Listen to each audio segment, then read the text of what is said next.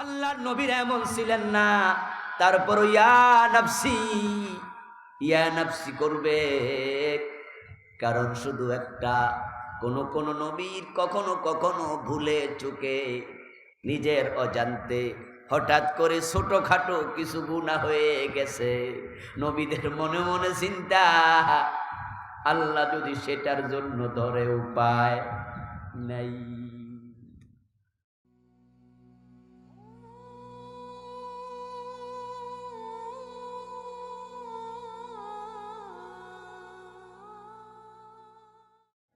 আসসালামু আলাইকুম ওয়া রাহমাতুল্লাহি ওয়া বারাকাতুহু।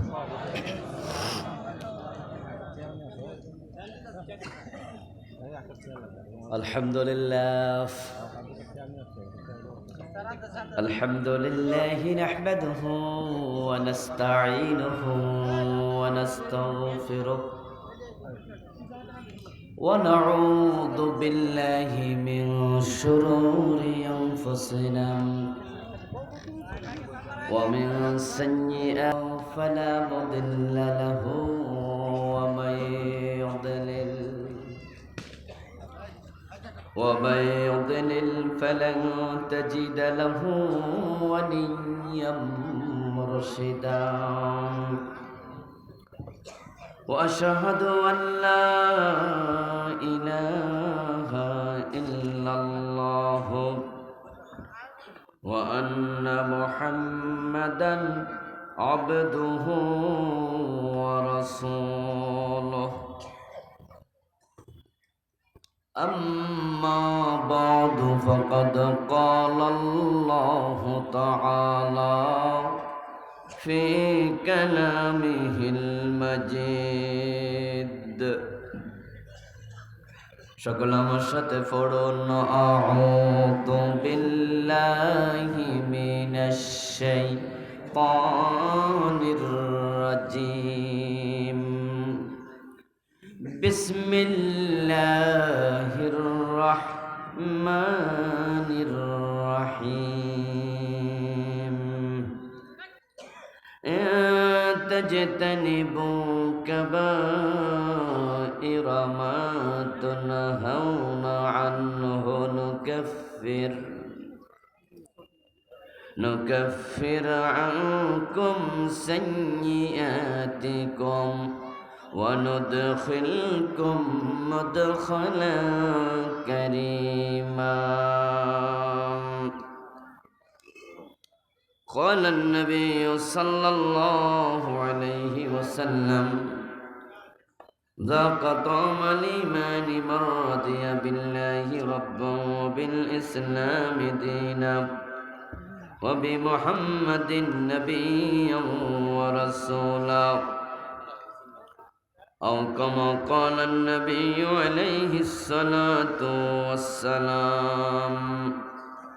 সকলে মেহেরবানি করে দুরূদ ইব্রাহিম পড়ুন। আল্লাহুম্মা সাল্লি আলা মুহাম্মাদিন ওয়া আলা আলি মুহাম্মাদ কামা সাল্লাইতা আলা ইব্রাহিম ওয়া আলা আলি ইব্রাহিম ইন্নাকা হামিদুম মাজিদ। আল্লাহুম্মা বারিক আলা মুহাম্মাদিন ওয়া আলা আলি মুহাম্মাদ কামা বারাকতা আলা ইব্রাহিম ওয়া আলা আলি ইব্রাহিম ইন্নাকা হামিদুম মাজিদ। আল্লাহুম্মা সাল্লি ওয়া সাল্লিম ওয়া বারিক আলাইহি। রওজাতুল আতফাল নুরানি হাফিজিয়া মাদ্রাসা ও এলাকার যুব সমাজ কর্তৃক আয়োজিত আজকের এই পঞ্চম বার্ষিক তাফসীরুল কোরআন মাহফিলের মুআজ্জাজ মুকাররম সম্মানীয় সভাপতি, ৮ নং মারিয়া ইউনিয়ন পরিষদের সম্মানীয় সাবেক চেয়ারম্যান জনাব মোহতারাম সালাউদ্দিন আহমদ সাহেব, সহসভাপতি মোহতারাম জনাব হাবিবুর রহমান সাহেব, আমাদের মাঝে উপস্থিত হয়েছেন ৮ নং মারিয়া ইউনিয়ন পরিষদের সম্মানীয় চেয়ারম্যান নন্দিত জননেতা জনাব মোহাম্মদ মুজিবুর রহমান হলুদ সাহেব, উপস্থিত অন্যান্য সম্মানীয় অতিথিবৃন্দ, আমার কাছে খুব ভালো লেগেছে যে সভাপতি সাহেব, যিনি সাবেক চেয়ারম্যান, বর্তমান চেয়ারম্যানকে ওনার চেয়ারটা ছেড়ে দিলেন।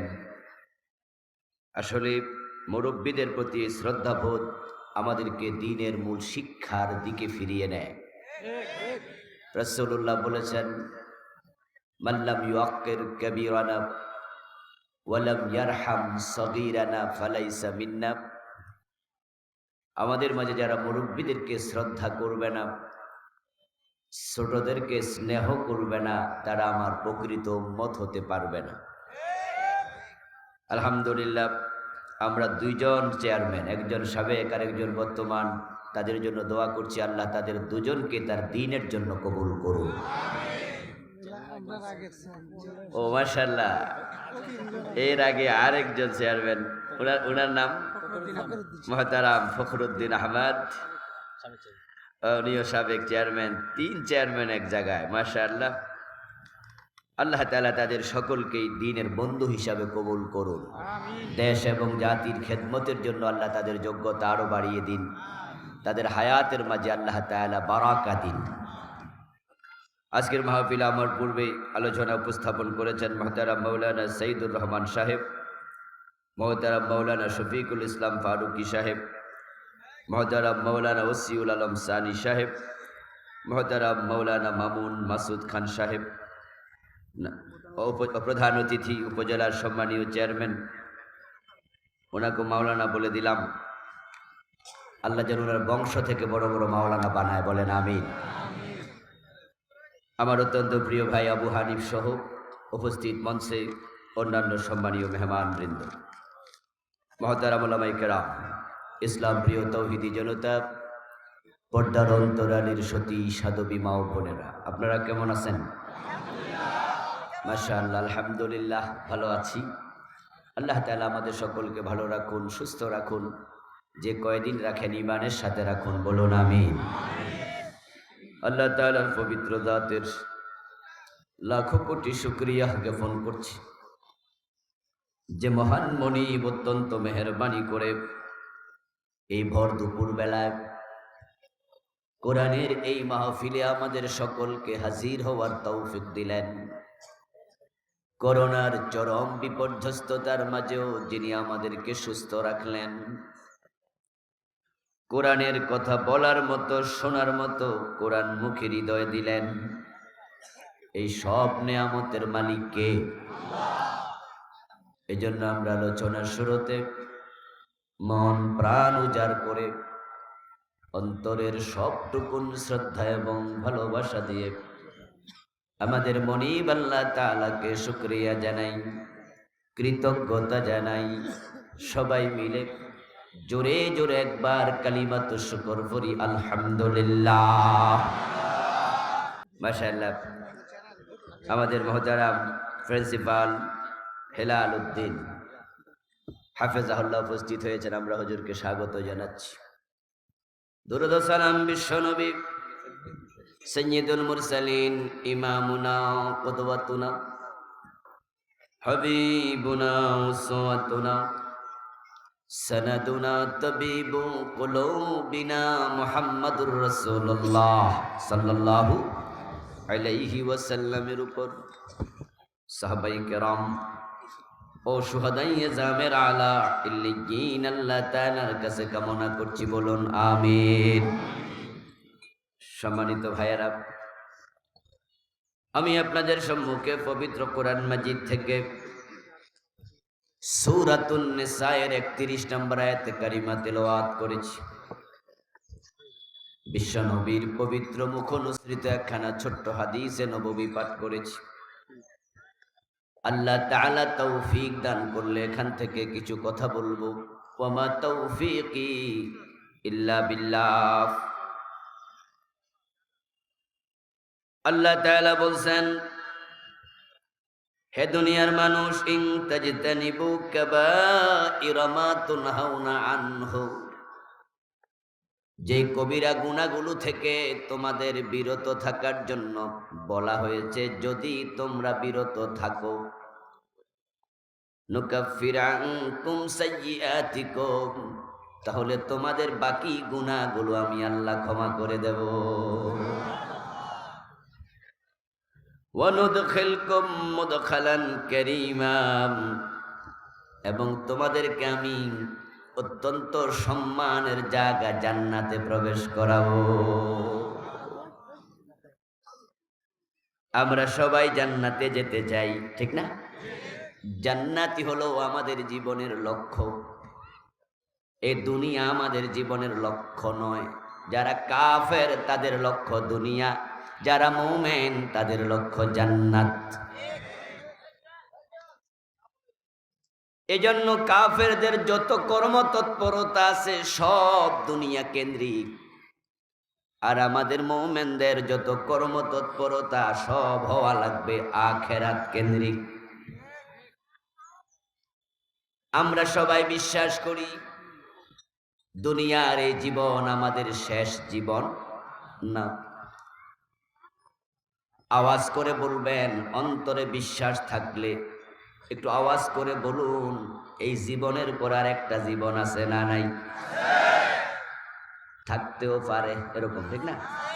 নাও থাকতে পারে। আরেকটা জিন্দেগি আছে না নাই? এই জন্য মুমিনদের আখিরাতের উপরে থাকবে ইয়াকিন, আল্লাহর উপরে থাকবে ঈমান। ওয়া বিল আখিরাতি হুম ইউকিনুন। আল্লাহকে যেমন আমরা না দেখে বিশ্বাস করি, ঠিক আখিরাতও আছে, জান্নাত জাহান্নাম আছে, এটাও না দেখে বিশ্বাস করতে হবে। এগুলো হলো ঈমান বিল গায়েবের অন্তর্ভুক্ত। আমরা ফেরেশতা দেখি নাই, কিন্তু আমরা ফেরেশতা বিশ্বাস করি। জান্নাত জাহান্নাম আছে এটা নিশ্চিত। আখিরাত যেহেতু আছে, আমাদের আরেকটা জীবন আছে। ওই জীবন কেন্দ্রিক হবে আমাদের দুনিয়ার জীবন, কারণ ওই জীবনটার শুরু আছে, তার আর কোনো শেষ নাই। ওই জীবনে যে সফল সে হলো প্রকৃত সফল, ওই জীবনে যে ব্যর্থ সে হলো প্রকৃত ব্যর্থ।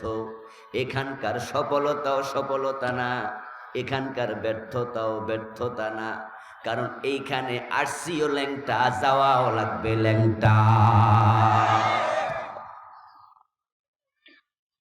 হাজার কোটি টাকা থাকবে, চোখটা বন্ধ করো। এখন যদি বন্ধ হয়ে যায় তাহলে তোমার চোখ বন্ধ হওয়ার সাথে সাথে তোমার মালিকানায় এক আনাও নাই, সব শেষ। তোমার হাতের ঘড়ি, পায়ের জুতা, মাথার টুপি, গায়ের জামা, ও মা ও বোন, তোমার নাকের ফুল, কানের ধুল, হাতের বালা, গলার চেন, সব কিছু মানুষ টেনে টেনে খুলে নেবে। খুলতে খুলতে তোমার পাজামা, তোমার গায়ের জামাটাও খুলে তোমার ল্যাংটা বানায়া একটা চাদর দিয়া ঢেকে রাখবে। কিচ্ছু নাই তোমার, তুমি খালি এসেছো খালি হাতে। এই দুনিয়া থেকে কিছু সাথে করে নিতে পারবা না, সাথে যাবে তোমার আমল।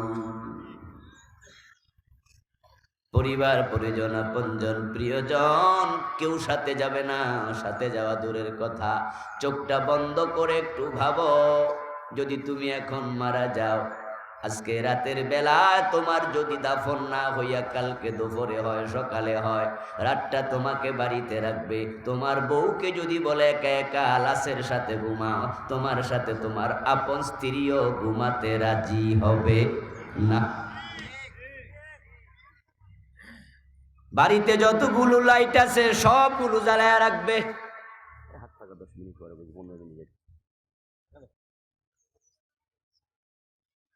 বাড়িতে সবগুলো লাইট জ্বালায় রাখবে।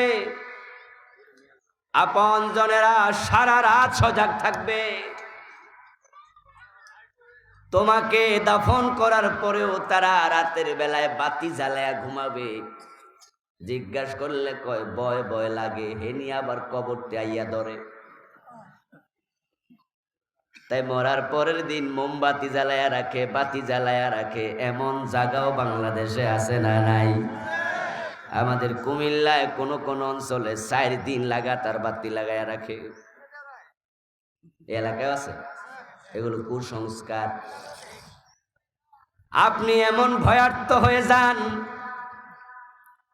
আজকে আপনার স্ত্রী আপনাকে ঘরে একা পেতে চায়, আপনার সাথে আপনার স্ত্রী ঘরে যখন একাকী থাকবে, সে আপনাকে একান্তে কাছে পেতে চায়। ঘরের দরজাটা খোলা থাকুক এটাও পছন্দ করে না। বাসর ঘরে যদি তার বান্ধবী কয় তোর সাথে আমি 15 বছর 20 বছর লেখাপড়া করছি, আজকে তোর বাসর ঘরে বান্ধবী রে, আমিও একটু থাকবো, জায়গা দিব। বড় ভাই ছোট ভাই আপনজন প্রিয়জন কেউ যদি কয় আমিও থাকবো, কয় না। আপনজন প্রিয়জন দুনিয়ার কেউ সাথী হবে না, আমার হাজবেন্ড আর আমি বাসর ঘরে আমরা একা থাকবো। কত আপন কত প্রিয়, কিন্তু চোখটা বন্ধ হলে বউরে যদি কয় লাখ টাকা দিমু স্বামীর লইয়া একটু একা থাকো, রাজি হবে না। ভয় লাগে, ভয়। তুমি ভয়ার্থ, তুমি বাঘ, তুমি বল্লুক, তুমি চোর, তুমি ডাকাত। তোমারে যে কবরে মাটি দেবে, ওই নতুন কবরের পাশ দিয়া যেত অনেকে ভয় পায়, এমন আছে না নাই? এই সামনে নতুন কবর আছে, সাবধানে যাইও। আশ্চর্য, ও বেটা মরার পরে এমন ভূত হইয়া গেছে, জিন হইয়া গেছে যে নতুন কবরে আছে উইটা ধরবো। আজীব ব্যবহার। যে আপনজনের জন্য তুমি গায়ের ঘাম পানি করছ, তারা তোমাকে একা রাখে না, তারাই তোমার গায়ের জামা কাপড় খুলে নেবে, কানের দুল নাকের ফুল খুলে নিয়া, গায়ের জামা কাপড় খুলে নিয়া তোমাকে উলঙ্গ বানায়া সুন্দর করে গোসল দিয়া সাদা কাপড় পরায়া বিদায় দেবে। 1000 কোটি টাকা ব্যাংকে থাকবে, কাফনের কাপড়ে কোনো পকেট দেয়ার নিয়ম নাই। ঘরে এসি লাগাইছো, বিদেশি বিছনা চাদরে ঘুমাইছো, বিদেশি মার্বেল পাথর দিয়া, বিদেশি টাইলস দিয়া ঘরটাকে সাজাইছো, কিন্তু তোমাকে চোখ বন্ধ করার পরে এমন বিছানায় ঘুমাতে দেবে, শোয়া দেবে যেখানে বিছনা চাদরটাও নেই। ওই জঙ্গলে রেখে আসবে, গাছতলায় বাসতলায় রেখে আসবে।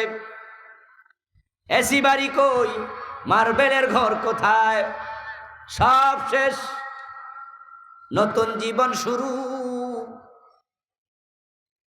যদি তুমি সফল মানুষ হও, তাহলে ফেরেশতা তোমার সাথে কিছু কথাবার্তা বলবে, মুনকার নাকির প্রশ্ন করবে। জবাব যদি দিতে পারো, আল্লাহ নিজে বলবেন, ও আমার ফেরেশতারা, ইলবিসুহু মিনাল জান্নাহ ওয়াফরিশু লাহু মিনাল জান্নাহ ওয়াফতাহু লাহু বাবান ইলাল জান্নাহ। এই দুনিয়ার সাদা কাপড় তার জন্য বড় বেমানান, তার জান্নাত থেকে কাপড় নিয়ে পরায়া দাও। ওয়াফরিশুহু মিনাল জান্নাহ, এ মাটির বিছানা বড় বেমানান, আমার বান্দার জন্য জান্নাত থেকে বিছানা নিয়ে বিছায়া দাও। এই ছোট্ট অন্ধকার কবর আমার বান্দার জন্য বেমানান। ওয়াফতাহু লাহু বাবান ইলাল জান্নাহ, জান্নাতের দিকে কবরের দরজাটা খুলে দাও। সফলতার জীবন শুরু। কখনোই বিছানা আল্লাহর কেড়ে নেবে না। যে পোশাক তোমারে পরাইছে, পোশাক আর কেড়ে নেবেন না। যেই আরাম তোমার শুরু হয়ে গেছে, আরাম আর কমবে না। তোমার কবরটাই জান্নাতের টুকরা হয়ে গেল। ফেরেশতারা তোমাকে এইভাবে কবর রেখে বলবে, নাম কানাও মিল আরুস, বাসর ঘরে দুলা যেমন ঘুমায়, কেউ তাওকে ডিস্টার্ব করতে যায় না, ঠিক তুমি জান্নাতের বিছানায় ঘুমায়া যাও, তোমাকে কেউ ডিস্টার্ব করতে আসবে না। এক ঘুমে কিয়ামত হয়ে যাবে। ইসরাফিল আলাইহিস সালামের প্রথম সিংহার ফুৎকার সে টের পাবে না, দ্বিতীয় ফুৎকার টের পাবে না, তৃতীয় ফুৎকারে সে জেগে উঠবে। সুম্মা নুফিখা ফীহি উখরা ফাইযা হুম কিয়ামুন ইয়ানজুরুন। ইসরাফিলের শেষ ফুৎকারে কবর থেকে উঠে দাঁড়াবো। ইদাল কুবুরু বুসিরাত, কবরগুলো খুলে দেয়া হবে। সেই ইসরাফিল আলাইহিস সালামের তৃতীয় সিংহার ফুৎকার শুনে ঘুম থেকে জাগবে, এক ঘুমে কিয়ামত হবে, মাঝখানে ডিস্টার্ব কেউ করবে না। এজন্য আমি বলি দোস্ত, দুনিয়া ঘুমায়া ফজর কাজা করিও না। যদি দুনিয়ার ঘুমটাকে হারাম করতে পারো, আল্লাহ জান্নাতের বিছানায় লম্বা ঘুমের ব্যবস্থা করে দেবেন। সে ঘুম থেকে জেগে বলবে, মান বা'সানা মিন মারকাদিনা হাদা মা ওয়া'দার রাহমানু ওয়া সাদাকাল মুরসালুন। বলেন সুবহানাল্লাহ। ঘুম থেকে জেগে বলবে, মান বা'সানা মিন মারকাদিনা, আমার ঘুম থেকে কে আমারে ডাকলাম? কি আরামের ঘুমে তো দিলাম, কি চমৎকার ভাবে ঘুমাচ্ছিলাম জান্নাতের বিছানায়, জান্নাতের পোশাক পরে, কে ডাকলাম? ফেরেশতারা দৌড়াই আসবে, এসে তারা বলবে, হাদা মা ওয়াদার রহমান ওয়া সাদাকাল মুরসালুন।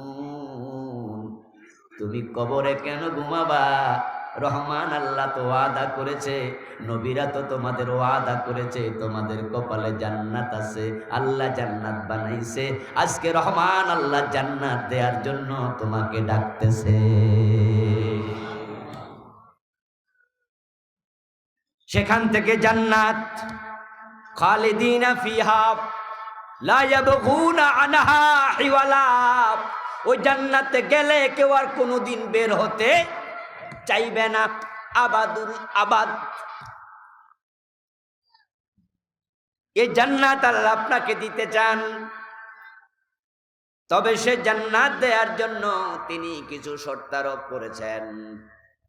আমি আপনাদের সম্মুখে ওই জান্নাত পাওয়ার জন্য আল্লাহ প্রদত্ত সত্য আলোচনা করব। আল্লাহ তাআলা কুরআন মাজিদে বলতেছেন, এ তাজতানিবু, যদি তোমরা বিরত থাকো, কাবাইরা, কবিরা গুনাহগুলো থেকে, মা তুনহাউনা আনহু, যেই কবিরা গুনার বিরত থাকার আদেশ তোমাদের করা হয়েছে, তাহলে নুকাফির আনকুম সাইয়্যাতিকুম, তোমাদের নিজের চিন্তার বাহিরে, মানবিক দুর্বলতার কারণে, তোমাদের খামখেয়ালিপনার কারণে কিছু গুনাহ হয়ে যাবে। যদি তোমরা কবিরা গুলা থেকে বাঁচতে পারো, ওই গুনাহগুলো আমি আল্লাহ এমনি মাফ করে দেব। যে সাগায়ের সগীরা গুনাহ তোমরা করে ফেলো, আমি এগুলো মাফ করে দেব। ইন্নাল হাসানাতি ইউযহিবনাস সাইয়্যাত,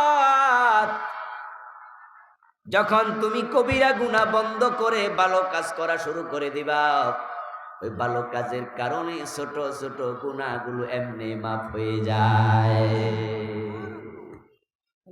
আর যখন তুমি কবিরা গুনাহ বন্ধ করে দেবে, নুদখিলকুম মুদখালান কারীমা, যে জান্নাতের কথা তখন বললাম, আল্লাহ বলে ওই সম্মানিত জায়গা জান্নাতে আমি আল্লাহ নিজ দায়িত্বে তোমাকে প্রবেশ করাইয়া দেব। এখন আমাদের জান্নাতে যাওয়ার শখ আছে, ওই জান্নাতে যেতে হলে কবিরা গুনাহ পরিত্যাগ করতেই কারণ কবিরা গুনাহ করলে জান্নাত পাওয়া কঠিন। হযরত আদম আলাইহিস সালাম, মা হাওয়া আলাইহাস সালাম, তারা দুজন জান্নাতের ভিতরে ছিলেন। আল্লাহ তাদেরকে বানায়া বলে, ইয়া আদম উসকুন আনতা ওয়া জাওজুকাল জান্নাহ, ও আদম তুমি এবং তোমার স্ত্রী তোমরা দুজন জান্নাতে বসবাস করো, তোমরা দুজন জান্নাতে থাকো। ফাকুলা মিনহা, জান্নাত থেকে যা মনে চায় খাও,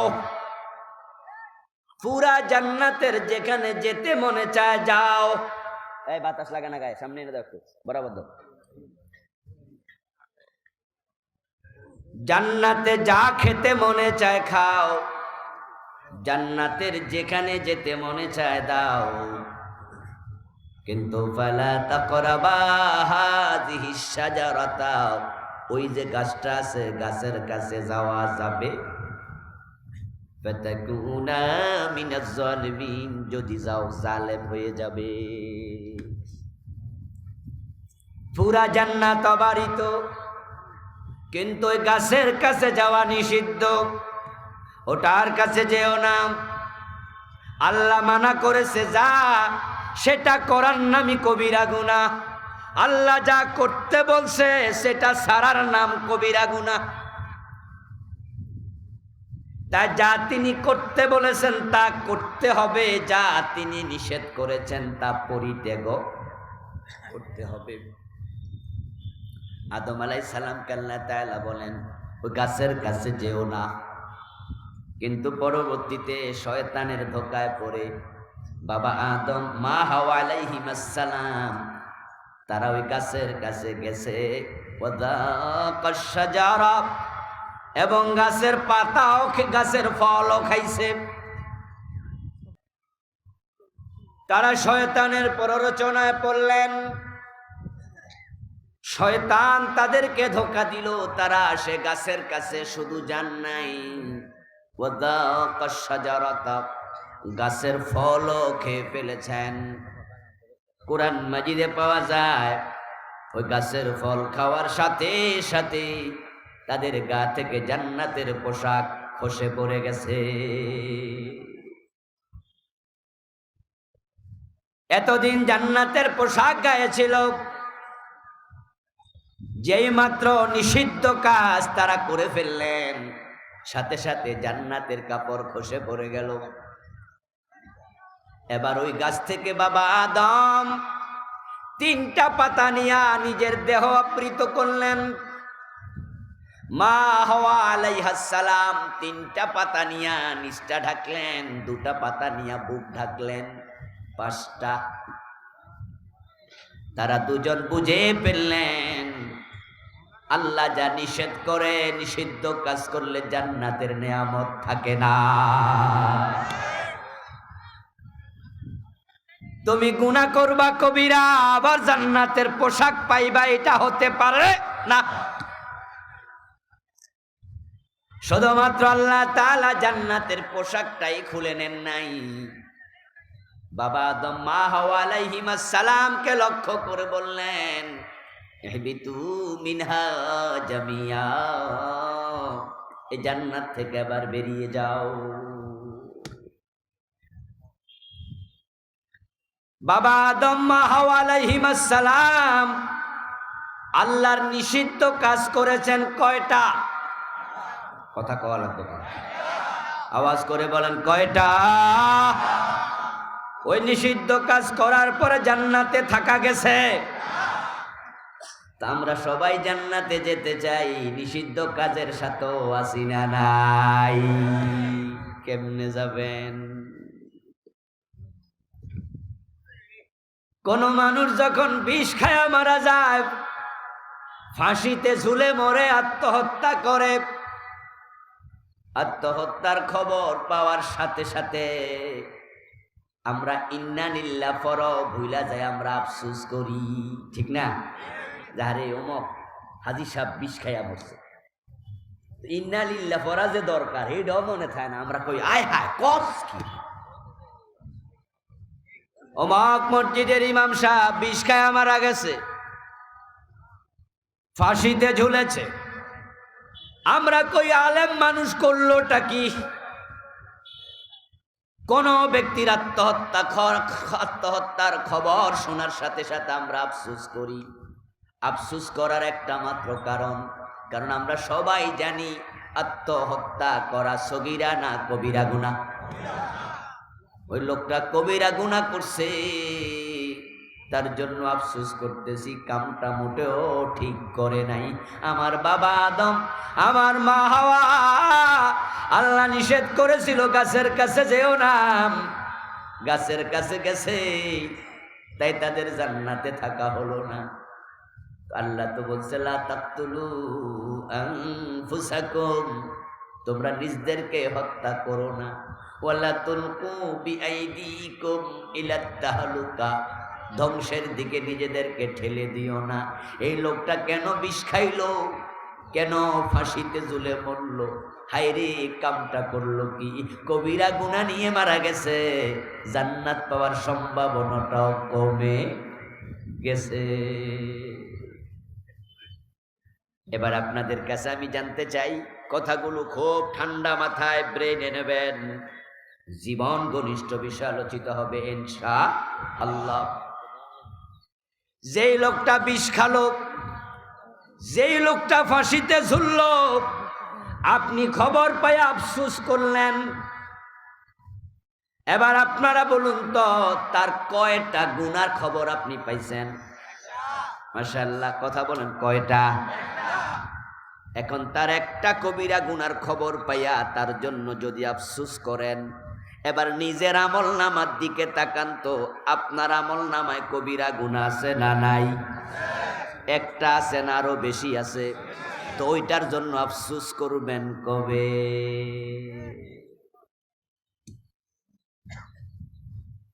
ও বেটার, আমল নামার একটা কবিরা গুনার খবর আপনি জানেন, আর আছে না নাই আপনি জানেন না। একটা যাই নাই, আপনি আফসোস করেন, কিন্তু নিজের আমল নামায় কয়টা আছে? একটা, দুইটা, তিনটা, পাঁচটা, 10টা, 20টা না আরো বেশি? তোর একটা হইলে আফসোস, নিজের গুলোর খবর কি? আপনি বললেন হুজুর, ও বেটা ওই গুনাহটা লইয়া মইরা গেছে, তাওবার সুযোগ তো পায় নাই, তাই আমি তার জন্য আফসোস করি।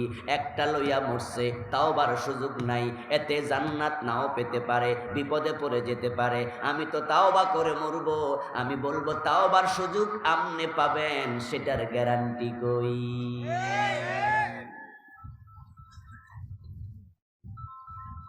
ঠিক আজকে এই মাহফিলে বসে আছেন, এই মুহূর্তেও মরার সম্ভাবনা আছে না নাই? কোনো রোগ নাই, শোক নাই, ব্যথা নাই, বিমার নাই, সুস্থ সবল মানুষ মরে গেছে, এমন ঘটনা আছে না নাই? রাতের বেলায় ঘুমাইছে, সকাল বেলা আর জাগে নাই, এটাই জীবনের শেষ ঘুম হয়ে গেছে। ঢাকায় রওনা দিছে, পথিমধ্যেই পুলিশ স্টেশন, থানা থেকে খবর আসছে আব্দুল্লাহ রোডে গাড়ি অ্যাক্সিডেন্ট করেছে। আমরা থানা থেকে ফোন করেছি, তার মোবাইলের, তার মানি ব্যাগের মাঝে, মোবাইলের মাঝে নাম্বারটা পাইছি। আপনার কি লাগে? ওই আব্দুল্লাহ তো দুনিয়ায় আর নেই। রোড অ্যাক্সিডেন্ট করে প্রতিদিন 2 জন, 10 জন, 20 জন, 50 জন মারা যায়। বাংলাদেশে একটা দিন নাই যেদিন কেউ অ্যাক্সিডেন্ট করে মরে না, প্রতিদিনই মরে। আপনাদের কাছে প্রশ্ন করতে চাই, ওই অ্যাক্সিডেন্ট করে যে মারা গেছে, অ্যাক্সিডেন্টের 1 মিনিট আগে সেও জানতো না তার আজকেই শেষ দিন।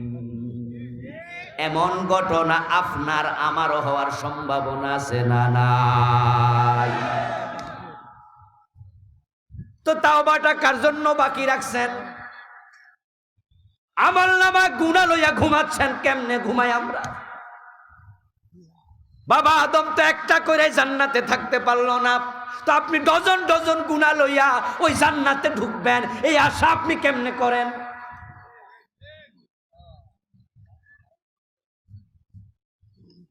ও বেটা, একটা অপরাধ করছে, ফাঁসি দিয়া, বিষ খাইয়া আপনি আফসোস করতেছেন তার জন্য, নিজের বেলায় কি খবর?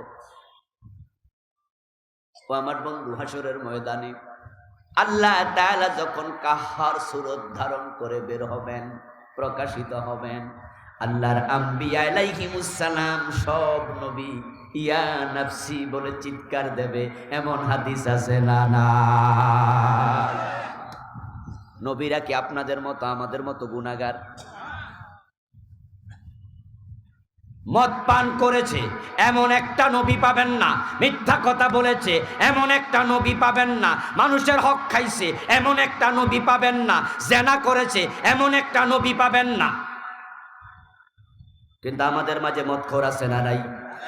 মিথ্যাবাদী আছে না নাই? জেনাকার আছে না নাই? ওয়াদা লঙ্ঘন করেছে একটা নবী পাবেন না, আমাদের মাঝে ওয়াদা লঙ্ঘনকারী আছে না নাই? পরের জমি দখল করছে একটা নবী পাবেন না, আমাদের মাঝে এমন দখলকারী আছে না নাই? ওজন কম দে, মালে বেজাল দে, মানুষ ঠকায়, কবিরা নিয়ে আমি আজকে কথা বলবো, শুনতে পাবেন। আল্লাহর নবীর এমন ছিলেন না, তারপর ইয়া নাফসি করবে। কারণ শুধু একটা, কোন নবীর কখনো কখনো ভুলে চুকে নিজের অজান্তে হঠাৎ করে ছোটখাটো কিছু গুনাহ হয়ে গেছে, নবীদের মনে মনে চিন্তা, আল্লাহ যদি সেটার জন্য ধরে উপায় নাই।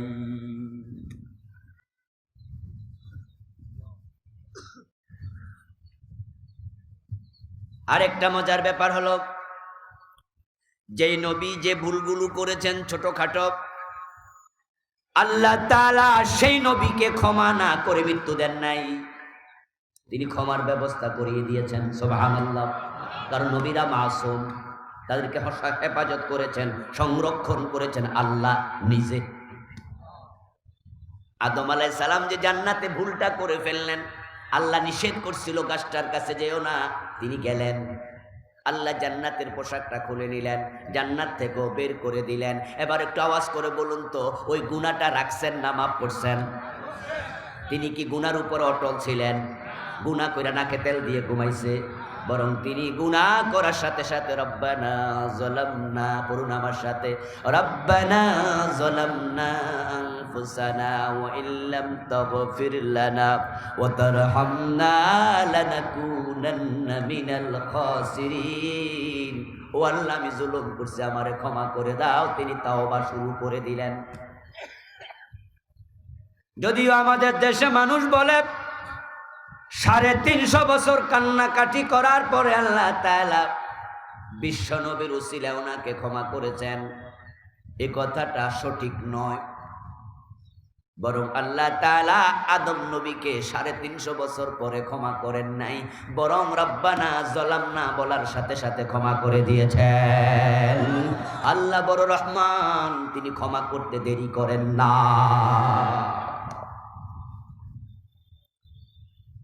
350 বছর কানতে কানতে বাবা আদম শ্রীলঙ্কার সিংহলে ডান্স ফিকে নেমেছেন।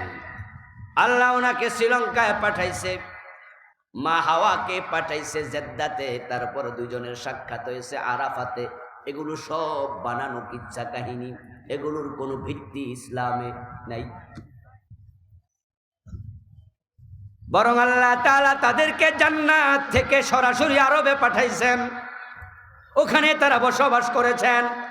হযরত আদম কাবা বানাইছে, ওখানে তিনি ছিলেন, ওখানে তিনি মরেছেন, তার কবরও আরবে, মা হাওয়ার কবরও আরবে। বরং লোকমুখে কথা আছে, শ্রীলঙ্কায় পাঠাইছে, যে পাহাড়ের নাম, ওই পাহাড়ের নাম হলো অ্যাডামস পিক। ওই পাহাড়টা দেখার জন্য আমিও গিয়েছিলাম। লোকমুখে শুনেছি সেখানে আদমের একটা পা আছে, ওই পদচিহ্ন বিশাল, এরকম আঁকা, পায়ের মতো বড়। পাহাড়ের একবারে চূড়াতে উঠেছিলাম, সেই চূড়াতে সময় লেগেছিল 4 ঘন্টা 10 মিনিট। 7,500 ফিট উঁচু, মেঘমালা ছিল আমার অনেক নিচে। হেরা গুহায় উঠেছিলাম, সময় লেগেছিল 45 মিনিটের মতো, আর ওটাতে সময় লাগছে 4 ঘন্টা 10 মিনিট। পার্সোনালি আমি একটু অ্যাডভেঞ্চার প্রিয়, এজন্য ভারত মহাসাগরের তলদেশে বিভিন্ন চ্যানেলে দেখায় কেমনে মাছের সাথে মানুষ থাকে। আমিও অক্সিজেনের মাস্ক পরে মহাসাগরের তলদেশে গিয়েছি, ইন্দোনেশিয়া বালি দ্বীপে। যদি সেখানে হাঙ্গর তিমি খায়ালায়, জীবনের ঝুঁকি নিয়ে গেছি, মজাটা নিয়ে আসি। আমার বন্ধু অ্যাডান্স ফিকে উঠে দেখি চূড়ার মাঝে একটা মন্দির, সেখানে বৌদ্ধরা অংমং চং পং পং পং করতেছে, সেজদা দিচ্ছে। পুলিশকে জিজ্ঞাসা করলাম এখানে ঠ্যাং আছে নাকি একটা? পুলিশ কয় কেডা কইছে? আমি বললাম আদম আলাইহিস সালামের পা আছে। পুলিশ কয় কি একটা বলে আছে, তবে 10 ফুট গভীরে আছে, উপরে একটা চাদর দেয়া আছে। বললাম কি? কয় বুদ্ধিস্টের পা, গৌতম বুদ্ধের পা। বললাম দেখছো নি? কই দেখি নাই। তুমি কেমনে কইলা আছে? কই পাবলিকে কইছে। চাকরি করো কত বছর এখানে? 3 বছর 4 বছর হয়ে গেছে। তো বৌদ্ধর ঠ্যাং হোক আর আদমের ঠ্যাং হোক, ও কি ল্যাংরা ছিল? পা একটা কেন, বাকিটা কই? কই জানি না। আসলে এটা একটা আপনার স্পট, যেখানে টুরিস্টরা ভ্রমণ করতে যায়। এতে শ্রীলঙ্কার সরকার 2-4 পয়সা পায়, এছাড়া আর কিছু না। সেখানে আদমের কোনো পা নাই। আর আদম আলাইহিস সালাম যদি সেখানে নামতেন, পা তো একটা থাকার কথা না। আদমের পা কয়টা? একটা থাকবে কেন? এগুলো মানুষের বানানো কথা। তারপরে 350 বছর কানবেন, ক্ষমা হয় না। এবার আদম আলাইহিস সালাম নাকি আল্লাহ তাআলার কাছে বিশ্ব নবীর ওসিলা ধরে ক্ষমা চাইছে, আল্লাহ ক্ষমা করে দিছে। একটা হাদিস পাওয়া যায় মর্মে, মুহাদ্দিসিনগণ বলেন হাদিসটা মাউদু, হাদিসের কোনো ভিত্তি নেই। আল্লাহর হাবিবের বরাত দিয়ে বলছে, লাম্মা ইকতারাফা আদামুল খাতিয়া ক্বালা ইয়া রাব্বি বিহাক্কি মুহাম্মাদিন লিমা গফারতা লি। ক্বালা তাআলা কাইফা আরাফতা মুহাম্মাদ? ক্বালা লাম্মা খালাকতানি বিয়াদিক ওয়া নাফাখতা ফিয়া মির রূহিক رفعت راسي ورأيت على قوائم الأرش مكتوبا لا إله إلا الله محمد رسول الله فعلمت إنك لم تضف إلى اسمك إلا حب الخلق إليك قال صدقت يا آدم لولا محمد لما خلقتك. আল্লাহু আকবার কইয়া লাভ নাই, এটা মাউজু হাদিস, জাল হাদিস। কত লম্বা হাদিস! আরে হাদিসের খবর না নিয়া আমাদের বক্তারা এই হাদিসের ইবারত মুখস্থ করে করে পাবলিক রে শুনাইয়া সুবহানাল্লাহ কইতাছে। হাদিসের অর্থ কি? হাদিসের অর্থ হলো, যখন আদম আলাইহিস সালাম গুনাহ করে ফেললেন, ক্ষমা চাইতে চাইতে 350 বছর ক্ষমা পায় না। একদিন আল্লাহর কাছে বলছে, আল্লাহ মুহাম্মাদের ওসিলা আমারে ক্ষমা করে দাও। আল্লাহ তাআলা বললেন, আদম কাইফা আরাফতা মুহাম্মাদ, তুমি মুহাম্মদ রে চিনলা কেমনে? এখনো তো মুহাম্মদ দুনিয়া আসে নাই, তুমি তো প্রথম মানুষ। মুহাম্মদ তো তোমার সন্তান, আসবে শেষ জামানায়। মুহাম্মদের নাম তুমি জানলা কেমনে? আদম আলাইহিস সালাম বলেন, লাম্মা খালাকতানি বিয়াদিক ওয়া নাফাখতা ফিয়া মির রূহিক, নিজ হাতে আমারে আল্লাহ তুমি যখন বানাইছ, আমার মাঝে রূহটা ফুঁকে দিয়েছ, আমি জিন্দা হয়ে গেলাম। রাফাতু রাসি, আমি মাথা তুলে দাঁড়ালাম। ওরাইতু আলা কাওয়াইমিল আরশে মাকতুবা, আমি আরশে আজিমের খাম্বার মাঝে লেখা দেখতে পেলাম, লা ইলাহা ইল্লাল্লাহু মুহাম্মাদুর রাসূলুল্লাহ। তোমার নাম যেখানে শেষ, মুহাম্মাদের নাম সেখানে শুরু। লা ইলাহা ইল্লাল্লাহু মুহাম্মাদ রাসূলুল্লাহ। আমি আদম বুঝে নিয়েছি, যদি মুহাম্মদ তোমার সবচেয়ে প্রিয় মাখলুক না হতো, তোমার নামের পাশে তার নাম তুমি বসাইতা না। তাই মুহাম্মদের নামের উসিলা ধরে ক্ষমা চাই, আমারে ক্ষমা করে দাও। আল্লাহ বলে, সাদাক্তা ইয়া আদম, আদম তুমি ঠিক বলেছ, মুহাম্মদ আমার প্রিয়। লাউলা মুহাম্মদ লামা খালাকতুকা, যদি মুহাম্মদ রে না বানাতাম, তোমারেও বানাতাম না। যাও যাও, তোমার মুহাম্মদের উসিলায় ক্ষমা করে দিলাম। অথচ মুহাদ্দিসগণ বলেন, হাযা হাদিসুন মাউদু, এটা একটা জাল হাদিস।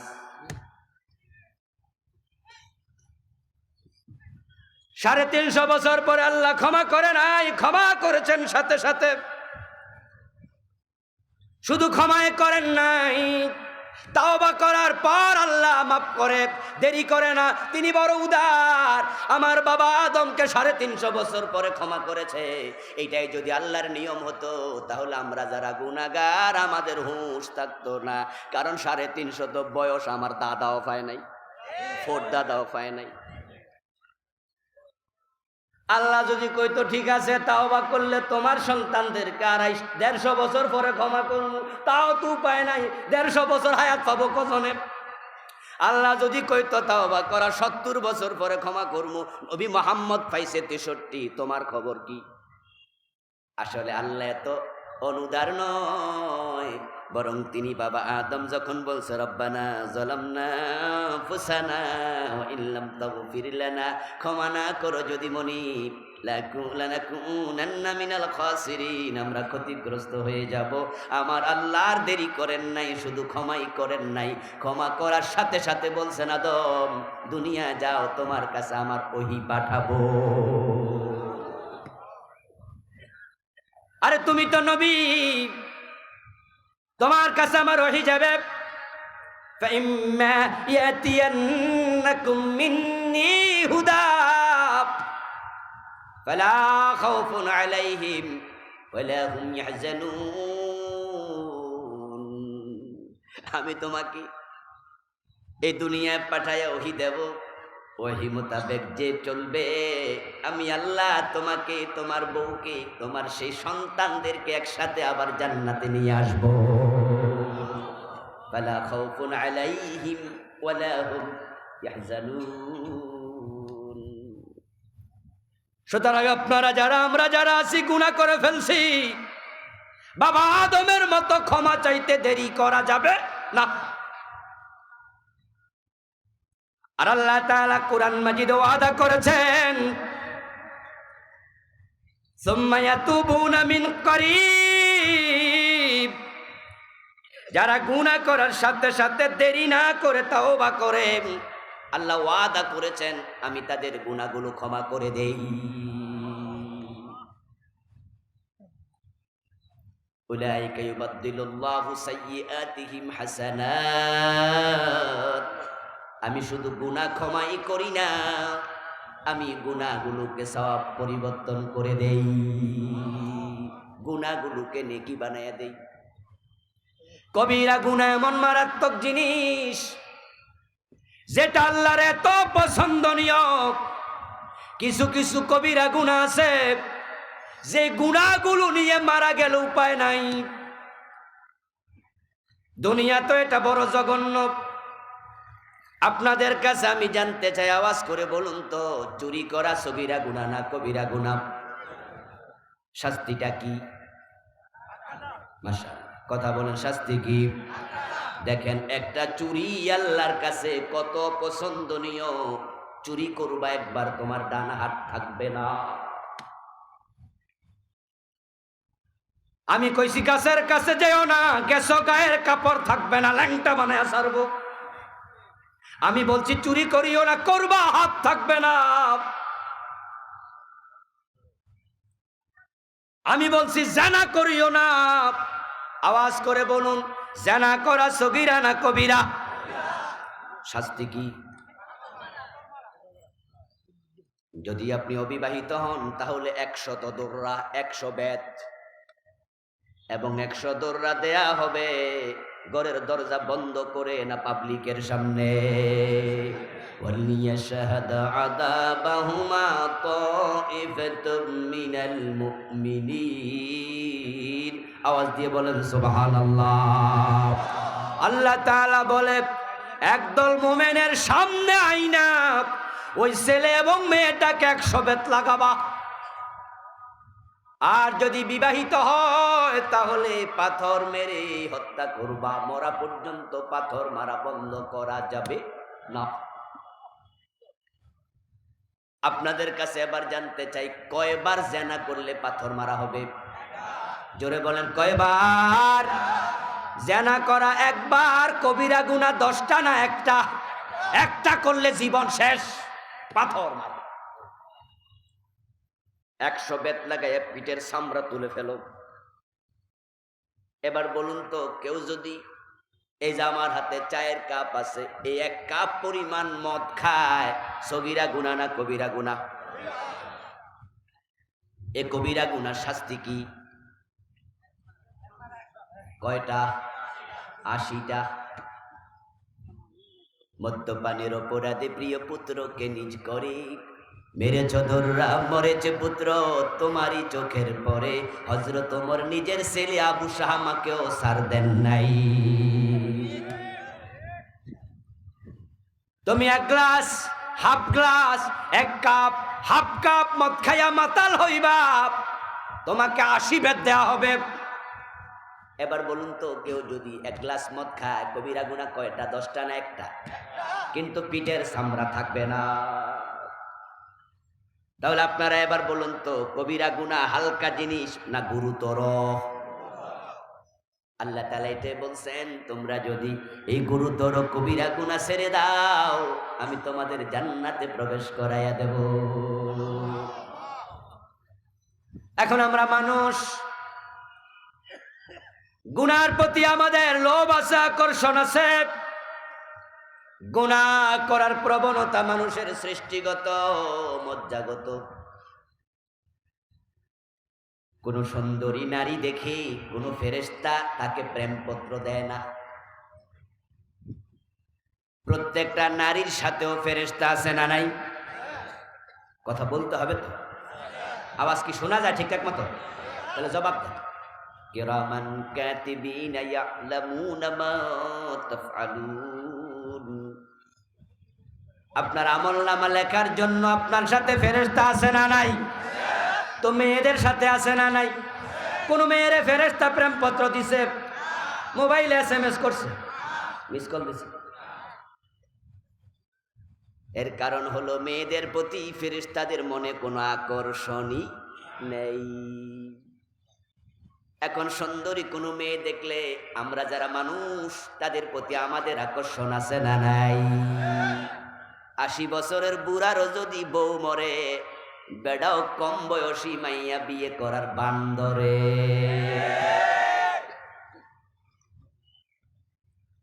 দাদার বয়স 80, এ দাদা তো মনে 80 পার হয়ে গেছে।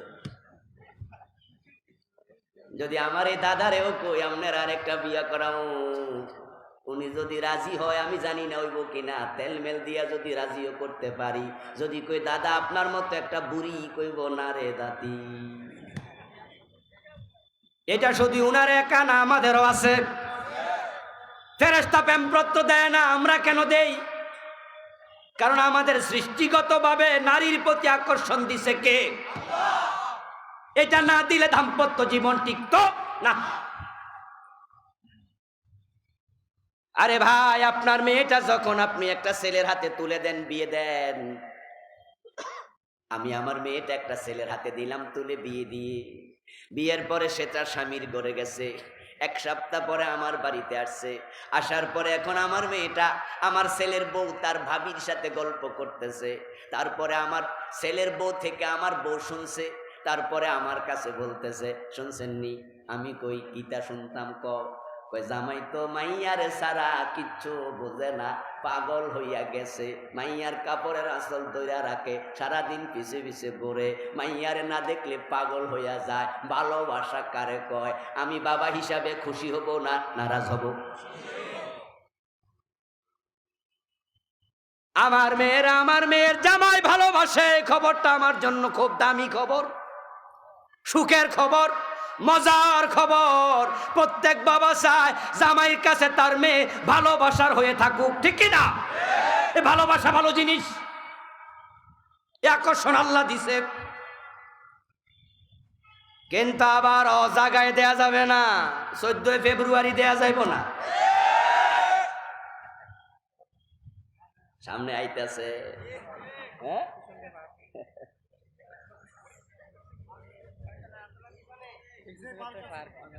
পিছনে পার্ক আছে। 14 ফেব্রুয়ারির নাম দিছে বিশ্ব ভালোবাসা দিবস। আমি বলি, যাদের অন্তরে ভালোবাসার অভাব তাদের দিবস লাগে, আমাদের অভাব নাই। আমরা 365 দিন ভালোবাসা দিতে চাই।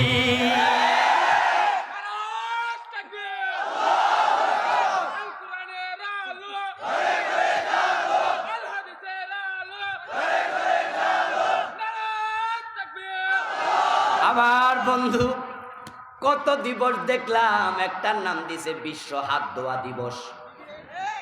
আমি কই যারা ওযু করে না, এক সপ্তাহে একবার গোসল করে, আবার খাওয়ার সময় চামচ দিয়া খাইয়া টিস্যু দিয়া হাত মুছে, খাওয়ার সময় হাত ধোয় না, ওযু তো করেই না, গোসলও ঠিকঠাক মতো করে না, তাদের জন্য হাত ধোয়া দিবস দরকার। আর আমরা যারা 5 বার ওযু করি, খাওয়ার সময় হাত ধুই, আমাদের আলাদা দিবস লাগে না,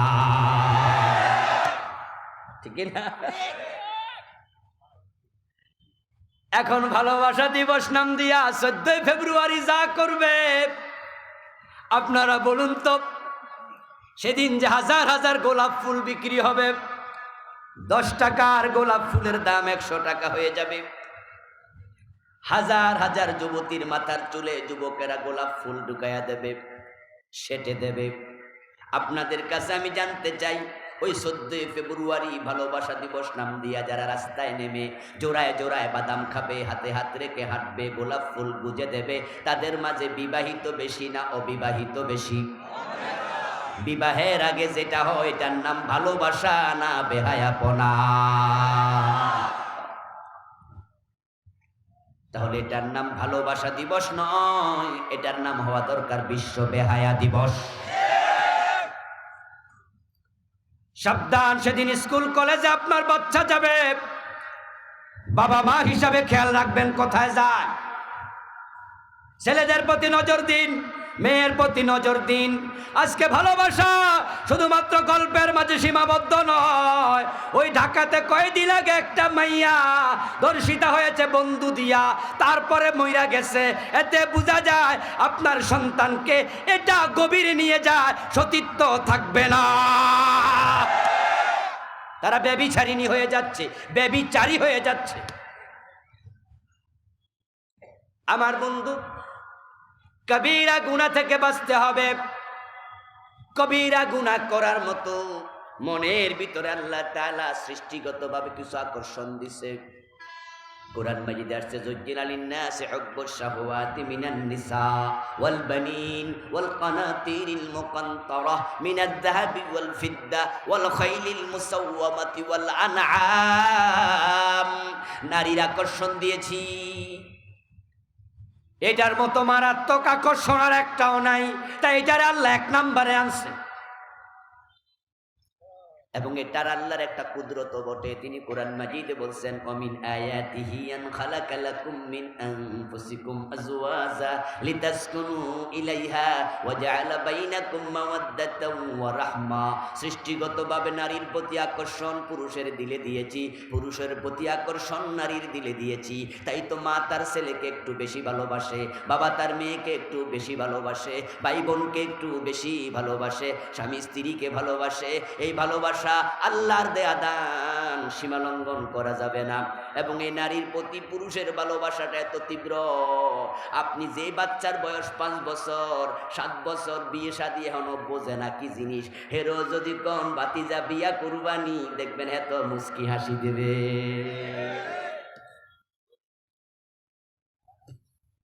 কি আশ্চর্য জিনিস। আরাফার মাঠে দেখি এক ছেলে স্যান্ডেল বেচতেছে, কারণ অনেক হাজিদের তো এহরাম পরা অবস্থায় পায়ে এমন স্যান্ডেল পরতে হয় যে স্যান্ডেলে পা ঢাকবেন, পিতা থাকবে 2টা, উপরে ঢাকনা থাকা মাকরুহ। তো যেহেতু হাঁটাহাঁটি করা লাগে, কারো স্যান্ডেল ছিঁড়েও যেতে পারে।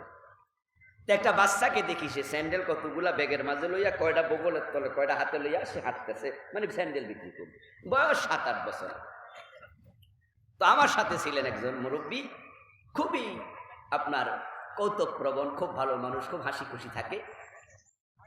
আমরা কি বলি যে এই জাতীয় মানুষ যারা খুব হাসি খুশি থাকে, কি বলেন আমরা তাদের দেশে? রসিক। রসিক নাকি?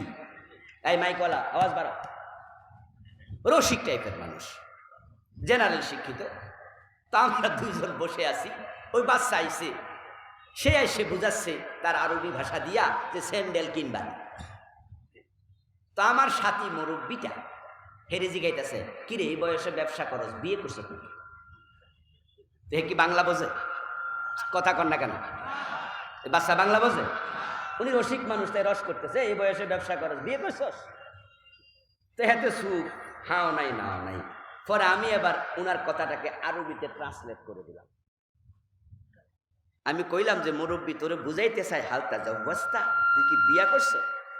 এটা কইছি আর বাচ্চা খটখট করে হাইসা উঠছে। পরে আমি কইলাম এতক্ষণে বুঝছি। তবে মজার ব্যাপার হলো ছোট্ট মানুষ বিয়ে কি জিনিস বোঝে না, কিন্তু এর মাঝে মজা যে আছে হাসি দিয়ে বুঝাইছে। এখন নারীর প্রতি আকর্ষণ আপনি গুনাহগার বানায়া দিতে পারে। অবৈধ ভালোবাসা দিয়া প্রতিটা সেকেন্ডে গুনাহ হবে, মোবাইলে কথা বলবে গুনাহ হবে। ছেলে মেয়ের বিয়ে ঠিক করছেন, বিয়ে হবে 3 মাস পরে, 3 মাস পরে বিয়ে হবে, এঙ্গেজমেন্ট হয়েছে, 2 পরিবার রাজি। এখন মেয়ের নাম্বার ছেলেরে দিছে, ছেলের নাম্বার মেয়েরে দিছে।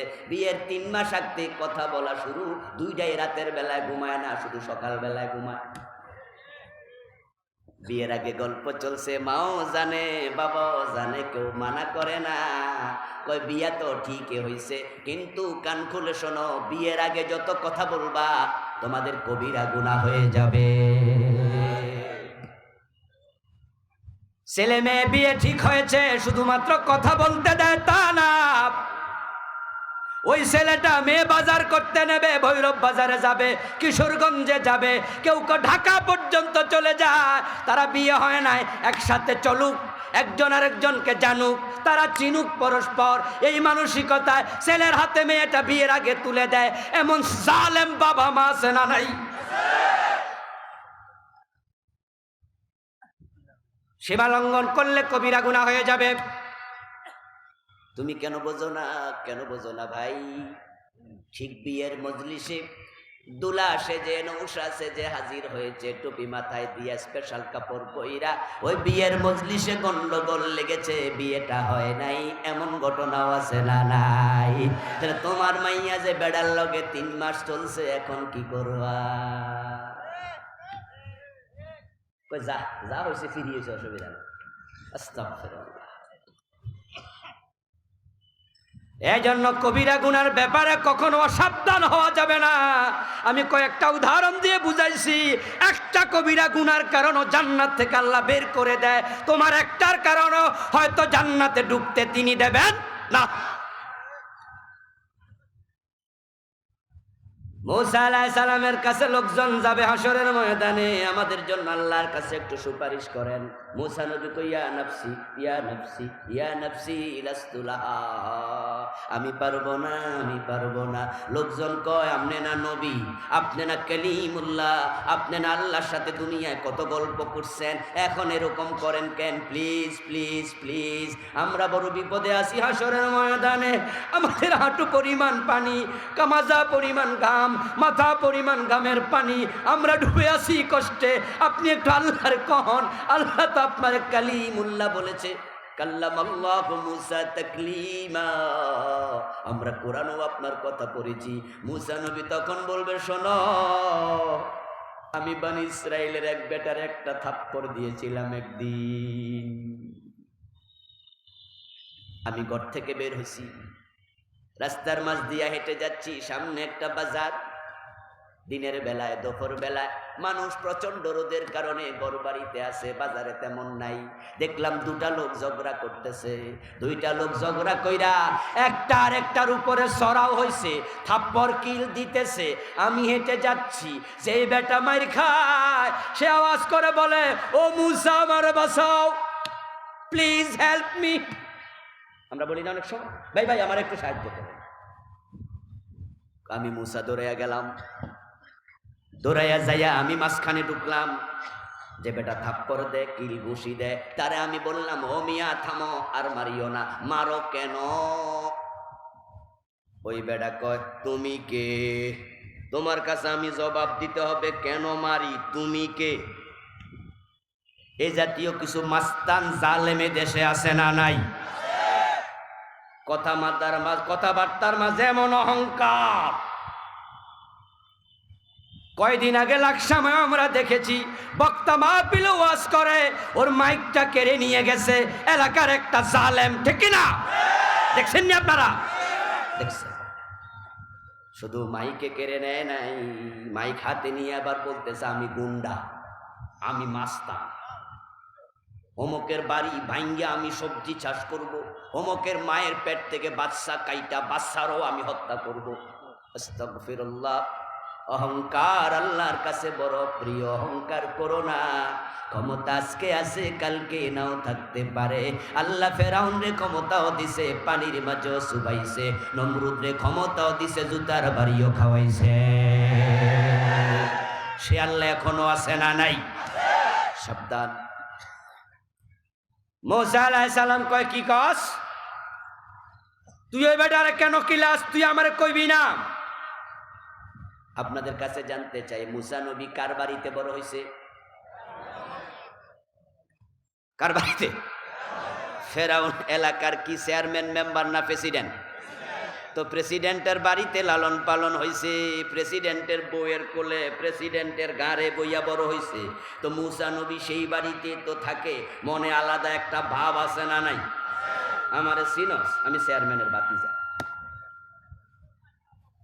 সচিবালয়ে চাকরি পাইলে, সচিবের পিএস হইলে, বাবা রে বাবা, ডিসি সাহেবের গাড়ির ড্রাইভার, হেত বাপ দেখা, ঠিক না? আমি কিন্তু এসপি সাহেবের গাড়ি চালাই, আমার চিনো? ওই যে আগে গল্প শুনতাম, মগো বাড়ি বরিশাল, মগো দাদা চকিদার, মোরা আইনের লোক, কথা কইতে হুঁশিয়ার। কই তুই আইনের লোক? কয় না, আমার দাদা চকিদার। মানুষ কয় সূর্যের চেয়ে বালির তাপ বাইরা যা। মুসা নবী আলাইহিস সালামের মাঝে একটা হিট আছে। তুই বেটারে কিলাবি? আমি জিগাইছি কেন কিলাস? তুই উল্টা বলস কিনা? আমি তোরে কমু কেন? মেজাজ গেছে গরম হইয়া। হযরত মুসা তো এমনি একটু মেজাজি, তারিখে পাওয়া যায় উনি যখন রাগ করতেন, চুল যাইতো খাড়া হইয়া, টুপি ছিদ্র হইয়া কিছু বাইর হইতো। এবং উনি এত মেজাজি ছিলেন, সহিহ মুসলিমে পাওয়া যায়, আজরাইল আইসা কইছে আমি আজরাইল। সালাম দেয়ার আগে পরিচয় দিছে, থাপ্পড় মাইরা এক চোখ দিছে কানা বানাইয়া। ওই লোকে কয় আমি কমু না, ওরে কেন মারি? সর বেটা, তুই মাঝখানে নাক গলাইস না। মুসা নবী আর দেরি করে নাই, সাথে সাথে কষাইয়া একটা মারছে থাপ্পড়। কারণ উনিও তো ফেরাউনের ফালক পুত্র, প্রেসিডেন্টের ঘরে থাকি। মগো আমরে চিনো মনু? থাপ্পড় দেওয়ার সাথে সাথে লোকটা গেছে মইরা। মুসা নবী হাসরের ময়দানে ইয়া নাফসি ইয়া নাফসি। লোকজন কয় প্লিজ একটাবার আল্লাহরে কন, আল্লাহ যেন আমাদেরকে হিসাব শুরু করে আসান করে, হাসরের ময়দানের বিপদ কমায়। মুসা নবী কয় যদি আমি আল্লাহরে বলি আল্লাহ হিসাব শুরু করে দেন, মানুষ কষ্টে আছে। আর আল্লাহ যদি বলে মুসা হিসাবটা তোমারে দিয়ে শুরু করলাম, ওই বেটারে থাপ্পড় দিয়ে মারলা কেন? আগে হিসাব দাও।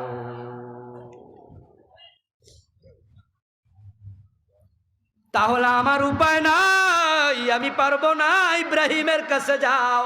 ইব্রাহিম বলবো অমুকের কাছে, ইব্রাহিম মুসা বলে তমুকের কাছে, আল্লাহর কাছে যায় না। কারণ আমল নামায় একটা গুনাহ থাকলে আল্লাহ যদি সেটাই ধরেন, উপায় নেই। এখন এবার আপনারা বলুন তো, এই জাতীয় কবিরা গুনাহ আমাদের আমল নামায় থাকলে তাওবা করা দরকার আছে না নাই? তাওবা করতে হলে কবিরা গুনাহ কারে কয় আগে জানতে হবে। বাংলাদেশের লোকেরা অনেকে কবিরা গুনাহ বুঝেই না। তাই তো আপনি দেখবেন রাস্তার মাঝে চা দোকানে বসে আছে, টেবিলে চা দোকানের বাহিরে টেবিলে বসা, এ টেবিলে বইয়া লঙ্গি এভাবে ধইরা রান চুলকাইতে, হাঁটু চুলকাইতে চুলকাইতে চুলকাইতে চুলকাইতে লঙ্গি আনছে রানের গোড়া। পাবলিক বৈশা আছে, হে লুঙ্গি রানের গোলায় তুইলা বৈশা আছে। চুলকানো ছাড়াও দেখা যায় লুঙ্গি মাঝখানে এভাবে দিয়া রান খোলা রাইখা বৈশা আছে রাস্তার পাশে। এমন লোক আছে না নাই? আপনাদের কাছে জানতে চাই, 17 টাকা নফল না ফরজ? ফরজ লঙ্ঘন করলে সগীরা না কবিরা গুনাহ? এ বেটার এখানে কি ফানি উঠছে? হে লুঙ্গি তুলছে কেন?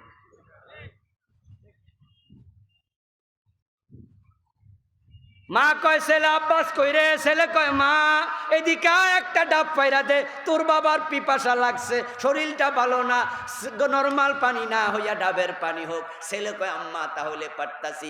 গাছে ওঠার সাথে সাথে উঠার আগ দিয়াই লুঙ্গি কাঁচা মাইরা দিছে। কাঁচা মারা পর্যন্ত হাঁটুর উপরে লুঙ্গি উঠে গেল। কোরবানির গরু শোয়াইব। আরে ভাই কোরবানির গরু শোয়াবে, কোরবান করা ওয়াজিব। ও বেটা কোরবানির গরু জবু করার আগে হাঁটুর উপরে কাপড় তুইলা কাঁচা মাইরা ধরছে, ওটা তো হারাম। ৭০ টাকা ফরজ, কোরবান করা ওয়াজিব। কোনটার গুরুত্ব বেশি? ব্যাপারটা হলো এই, কবিরা গুনাহ যে জঘন্য এটা বোঝেও না, আর এইটা যে কবিরা গুনাহ এটাও জানে না। বাবা মা এক জায়গায় বইয়া ভাত খাইতেছে, বাবা হাজি, মা হাজি, ছেলে মাওলানা, সবগুলো পর্দানসীন, বোন মাদ্রাসায় পড়ে, কেউ বেপর্দায় চলে না, সবার মুখে দাঁড়িয়ে আছে। মানুষ দেখে কই জান্নাতি পরিবার। রাতের বেলা এশার পইরা সবাই খাইতে বইছে। খাইতে বসার পরে এবার মা কথা তুলছে, স্বামীরে বলতেছে শুনছেন নি? কই কি শুনতাম ক দেখি।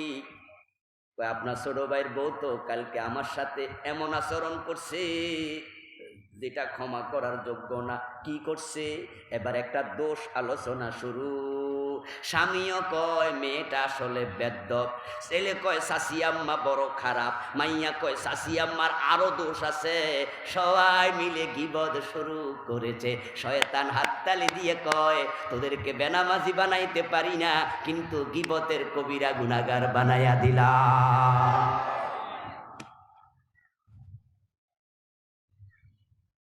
আমার ঘরে কয়, বাবা কয় আমার ঘরে টেলিভিশনও রাখি না, আমার ঘরে বেহায়াপনা নাই, বেপর্দা নাই, কিন্তু ঘরে ঘরে গীবত আছে না না। যেই ঘরের লোকেরা বিএনপি করে, খবরের মাঝে যদি একটু পায় আল জাজিরা কি কইছে, চান্স পাইয়া গেছে। এখন এবার শেখ হাসিনারে দুইয়া ডিটারজেন্ট পাউডার দিয়া ছেলেও বকে, মেয়েও বকে, মাও বকে, বাবেও বকে, সবাই বৈশা রাজনীতি। শয়তান হাততালি দিয়া কয় সব দিনে কবিরা গুনাহগার বানাচ্ছি, কারণ প্রধানমন্ত্রীর বিরুদ্ধে পার্সোনাল ম্যাটার নিয়ে কথা বলো। এমন বিষয় নিয়ে কথা বলা যায় যে বিষয়টা জাতির জন্য ক্ষতিকর, কিন্তু যখন ব্যক্তিগত আক্রমণ হবে সেটাও গীবত হয়ে যাবে। যারা এবার আওয়ামী লীগ করে, খালেদার বিরুদ্ধে কথা উঠছে, চলছে ডিটারজেন্ট পাউডার সারা তোলাই। বলুন তো এই জন্য অন্যের ব্যাপারে নাক গলানোর বদ স্বভাব আমাদের ভিতরেও আছে না নাই? অথচ আল গীবাতু আশাদ্দু মিনাজ জিনা, গীবতের কবিরা গুনাহ জেনার চেয়েও জঘন্য। আসলে ব্যাপার হলো এটা যে কবিরা গুনাহ লোক বুঝেই না। হুজুর কয় মিয়া মানুষের নিন্দা করেন, পরচর্চা করেন, থামেন তো। কই না হুজুর আমি নিন্দা করি না তো। কি করেন? এগুলা হে করে, হেসা কথা কইতে। আমি কি মিছা কই গুনাহ হইব? ওরে না ভাই। রাসূলুল্লাহ প্রশ্ন করলেন আতাদরুনা মাল গীবা, তোমরা কি জানো না কি গীবত কারে কয়? মাইকলা, মাইকলা আওয়াজ আরো বাড়াই দে। সুজা ফেলে তুই না আসবি বেটা, আমি এখানে জানি নাকি। ওয়াজের আওয়াজ হবে ঠাস ঠাস করে, মজা পাবো, আমার কণ্ঠ পর্যন্ত ব্যথা হয়ে যেত। আমি কি করতাম আমি বুঝিয়ে গেলাম। শোন ভাই, প্রয়োজন একটা হরণ ভিতরে দে যা। আমার বন্ধু সাহাবাদেরকে রাসূল বলে গীবত কারে বলে জানোনি? সাহাবায়ে কেরাম চুপ। আল্লাহু ওয়া রাসূলুহু আলাম, আল্লাহ এবং রাসূল ভালো জানে। রাসূলুল্লাহ বলে যিকরুকা আখাকা বিমা ইয়াকরাহু, তোমার ভাইয়ের পিছনে এমন কথা বলবা যেটা সে পছন্দ করে না, এটা সত্য হলেও এটার নাম গীবত হয়ে যায়। কবিরা গুনাহ মারাত্মক জিনিস। হাসরের ময়দানে এমন অনেক আল্লাহওয়ালা, অনেক বড় আমলওয়ালা হাজির হবে, কিন্তু সে জাহান্নামী হবে। আমল থাকবে, সওয়াব থাকবে পাহাড় পরিমাণ, কিন্তু তার আমলগুলো পাবলিক নিয়ে যাবে। রাসূলুল্লাহ প্রশ্ন করেন, মাল মুফলিস, তোমরা কি জানো নাকি অসহায় লোককে, দরিদ্রকে? সাহাবায়ে কেরাম বললেন, লাইসা লাহু দিনারুন ওয়ালা দিরহামুন, যার টাকা পয়সা নাই সেই হলো গরিব। বিশ্বনবী বলেন, আমি সেটা বুঝাই নাই, আমি বুঝাইছি আখেরাতের গরিবকে। আখেরাতে সেই হলো গরিব যেই লোকটা অনেক নেক আমল নিয়ে উঠবে, কিন্তু তার সাথে সাথে থাকবে পাবলিকের অনেক হক জড়িত। সে কাউকে বকা দিছে, কাউকে গালি দিছে, কারো গিবত করছে, কারো টাকা মাইরা খাইছে, কারোর ওজনে কম দিছে, কারো মালো বেজাল দিছে, কারো জমি দখল করছে। আল্লাহ হাসরের ময়দানে সবাইকে ডেকে ডেকে তার সওয়াব থেকে সওয়াব দিতে থাকবেন। আপনি যখন কারো গীবত করবেন, আপনার আমলনামার সওয়াব অটোভাবে তার আমলনামায় চলে যাবে।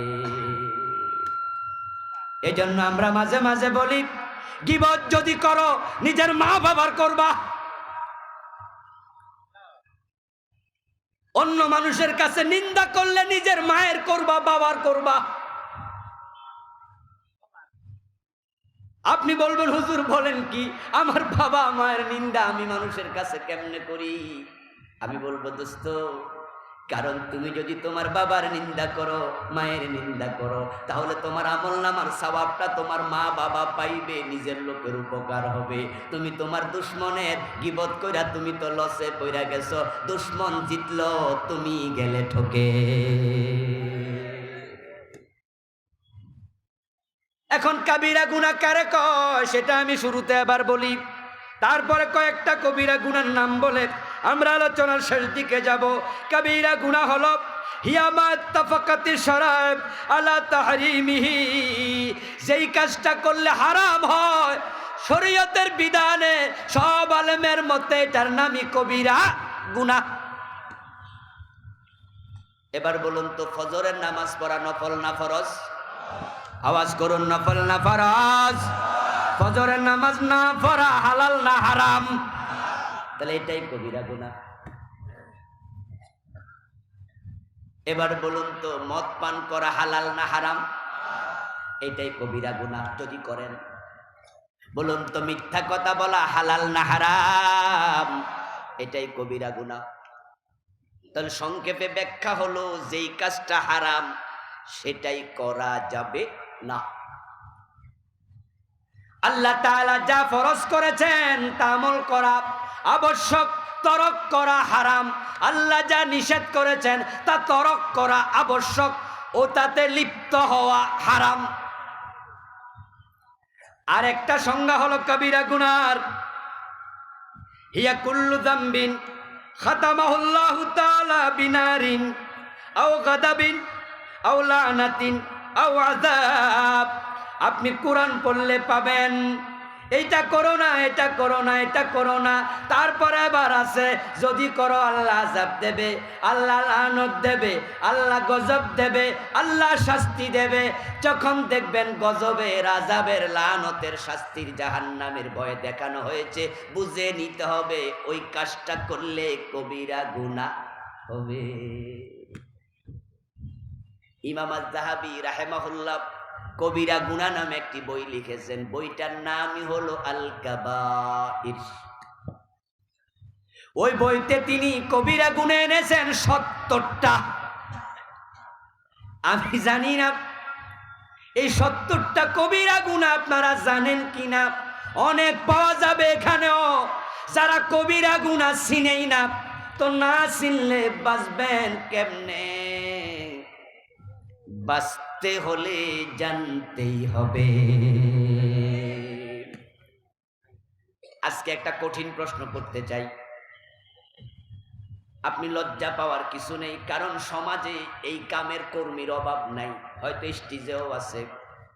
সে কঠিন কবিরা গুনাহটা আপনার কঠিন প্রশ্নটা হলো, বিয়ে করেছেন এখনো বউয়ের মহারানা দেন নাই, এমন লোক এখানে আছে না নাই? সাহস করে কেউ হাত তুলতে পারবেন?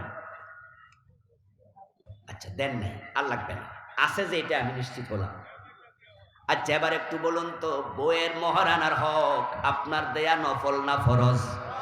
কথা বলেন, নফল না ফরজ? এখন না দিলে কবিরা গুনাহ হবে কিনা? যদি আজকে মরে যান কি খবর?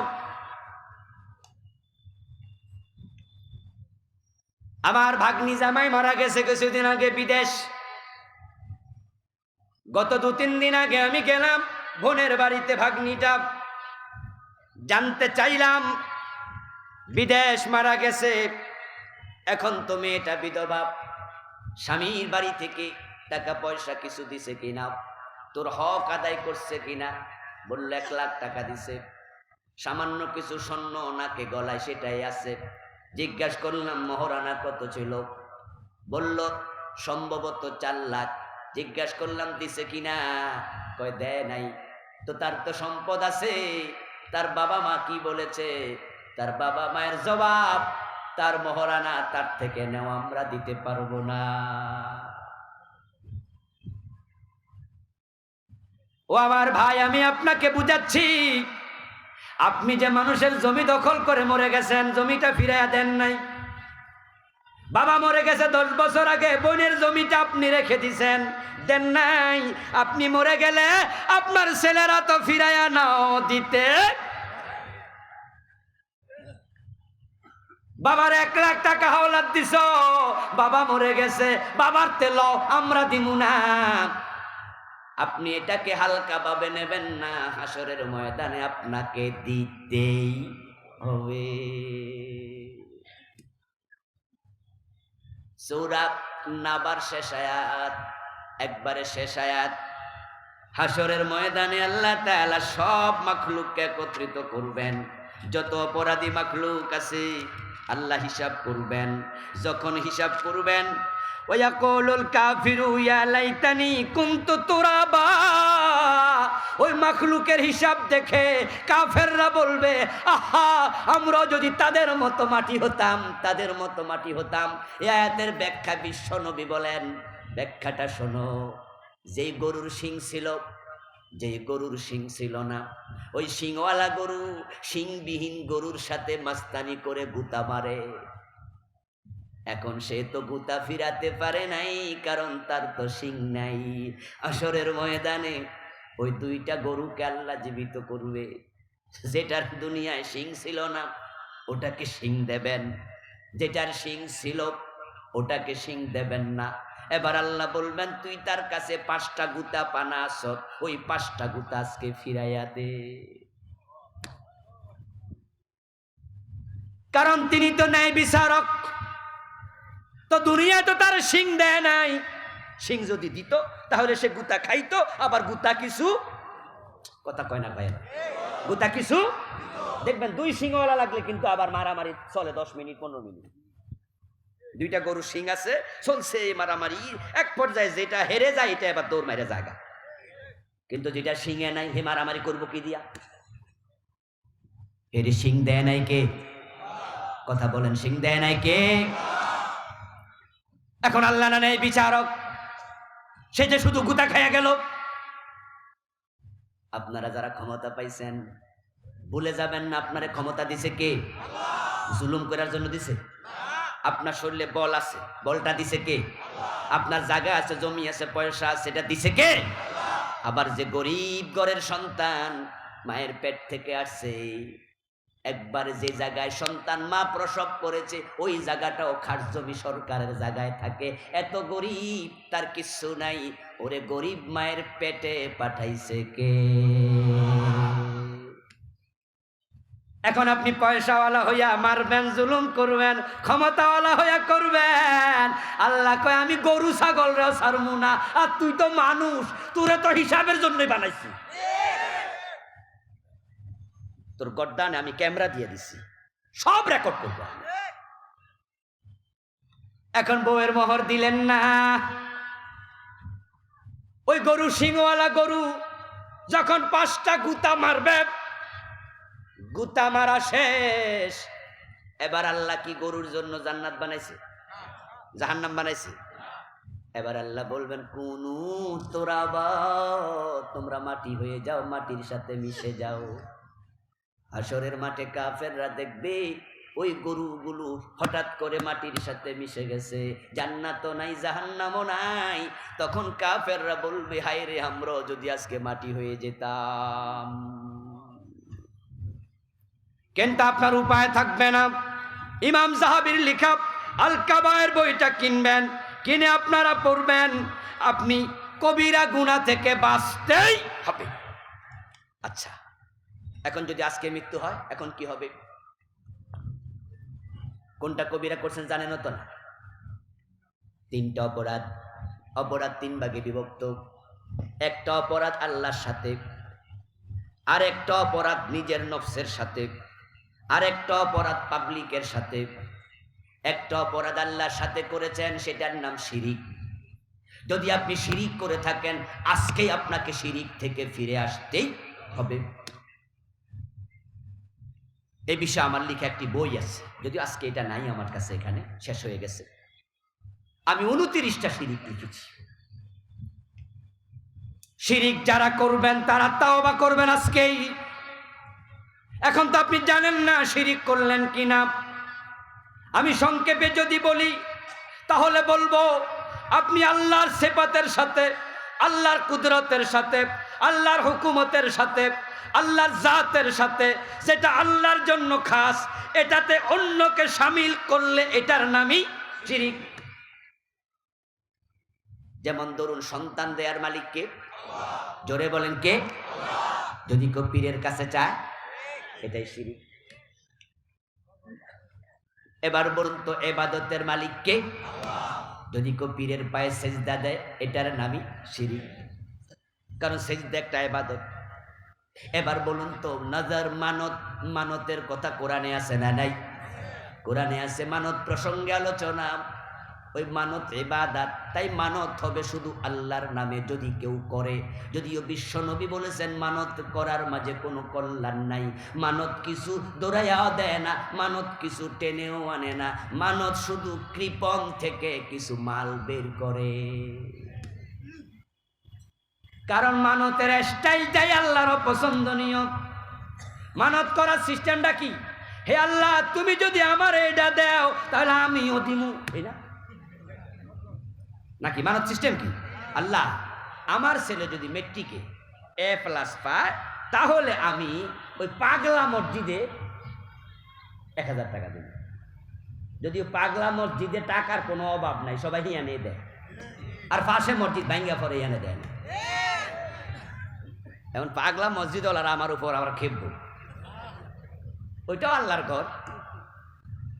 যদিও মানত হবে আল্লাহর জন্য, মানতের জিনিস মসজিদে দেয়া জায়েজ নাই, মানতের জিনিস মাদ্রাসা দেয়া জায়েজ নাই। মাসালা বলে যায়, সাবধান। জাকাতের টাকা, মানতের টাকা, সাদাকার টাকা, এগুলার হকদার গরিব। ইন্নামা সাদাকাতু লিল ফুকারা ওয়াল মাসাকিন ওয়াল আমিলিন আলাইহা ওয়াল মুআল্লাফাতি কুলুবুহুম ওয়া ফির রিকাব ওয়াল গারিমিন ওয়া ফি সাবিলিল্লাহ ওয়া ইবনিস সাবিল। আল্লাহ টাকাত বলছে, যাকাত, ফিতরা, সাদাকা, মানত, এই 8 খাতে হবে। মসজিদে যাকাতের টাকা দেয়া যাবে না, মানতের টাকার হুকুমও এক।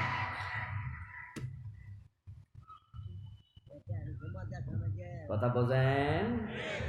আচ্ছা, যাই হোক বন্ধু, আপনি মানত করলেন, মানতের স্টাইলটা কি? আল্লাহ, আমার ছেলে মেট্রিকে A+ পাইলে আমি গরিবরে একটা গরু সাদকা কইরা খাওয়াবো। কয়দিন পরে মেট্রিকের রেজাল্ট হইছে, A+ বেটা পায় নাই, গরু খাওয়াইবেননি? আল্লাহ, তুমিও দেও নাই, আমিও দিতাম না। এই তো মানত নাকি? তুমি দিলে আমি দিব। আল্লাহ কয়, তুই আমারে ঠেকাইয়া আমারতে নিতে চাস? এজন্য মানত আল্লাহর কাছে পছন্দের জিনিস নয়। আল্লাহর কাছে পছন্দ হলো অগ্রিম সাদাকা। সুবহানাল্লাহ বলেন।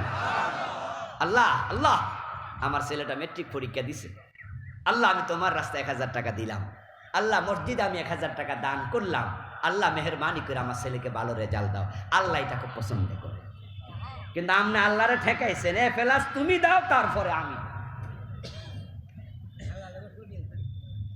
এখন মানত যদি কেউ করে, মানত করলে সফল হলে মানত পূর্ণ করা ওয়াজিব, এখন দিতে হবে।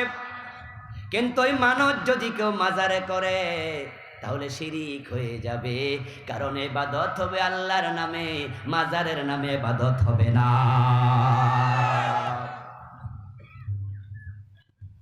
আমার বন্ধু, মসজিদে গেলে আল্লাহর আইন মানেন, আদালতে গেলে মানেন ব্রিটিশ আইন। আপনি দুই জায়গায় খুশি, মসজিদে আল্লাহর আইন পাইয়া খুশি, আদালতে ব্রিটিশ আইন পাইয়া খুশি, অথচ আইনের মালিক একমাত্র কে? ইনিল হুকমু ইল্লা লিল্লাহ। কোরআনের বক্তব্য, হুকুম হবে একমাত্র আল্লাহর। আলা লাহুল খালকু ওয়াল আমরু, সাবধান, সৃষ্টি যার, আইন চলবে শুধুই তার।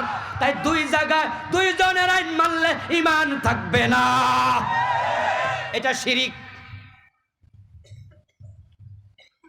আরে ভাই, আমি ওয়াজ করলে কালকে আল্লাহর আইন কায়েম হয়ে যাবে, ব্যাপারটা মোটেও তা নয়। কিন্তু তারপরও ওয়াজ কেন করি? কারণ আল্লাহর আইন কায়েম হোক আর না হোক, শিরিক থেকে বাঁচতেই হবে। আমার বন্ধু, শিরিক গুলো বর্জন করবেন, এটা আল্লাহর উপর জুলুম। ইন্না শিরকা লাযুলমুন আযীম। আরেকটা গুনাহ নিজের সাথে, যেটা হলো আল্লাহর আইন লঙ্ঘন। যেমন আল্লাহ কইছে গাছের কাছে যেও না, আদম যাইয়া বলছে রব্বানা যালামনা আনফুসানা। এখন আপনারা যারা মিথ্যা কথা বলে ফেলেছেন, নফসের উপর জুলুম হয়ে গেছে। আমার ভাইয়েরা যারা মদ পান করে ফেলেছেন, ইন্না আলাল্লাহি লাহাদা, আল্লাহর কাছে একটা অঙ্গীকার পরিপূর্ণ, আইয়ুসকিয়াহু লিমান শারাবাল খামরা মিন তিনাতিল খাবাল। আল্লাহ সিদ্ধান্ত ফাইনাল করে বসে আছে, যে ব্যক্তি মদ পান করেছে তিনি তাকে তিনাতুল খাবাল পান করাবেন জাহান্নামে নিয়া। সাহাবারা প্রশ্ন করে, ওমা তিনাতুল খাবাল, ও বিশ্বনবী এটা আবার কি জিনিস? রাসূল বলে, ওসারাতু হালিন্নার, জাহান্নামীদেরকে জাহান্নামে দেওয়ার পরে জ্বলতে জ্বলতে পুড়তে পুড়তে তাদের দেহ থেকে পচা মাংস, পচা গন্ধ, পচা রক্ত, পুঁজ বের হবে, সেই জায়গায় জমা হবে, ওইটার নাম তিনাতুল খাবাল। ওটার থেকে আল্লাহ নিয়া যে মদ খাইছে তারে ধইরা খাওয়াবে।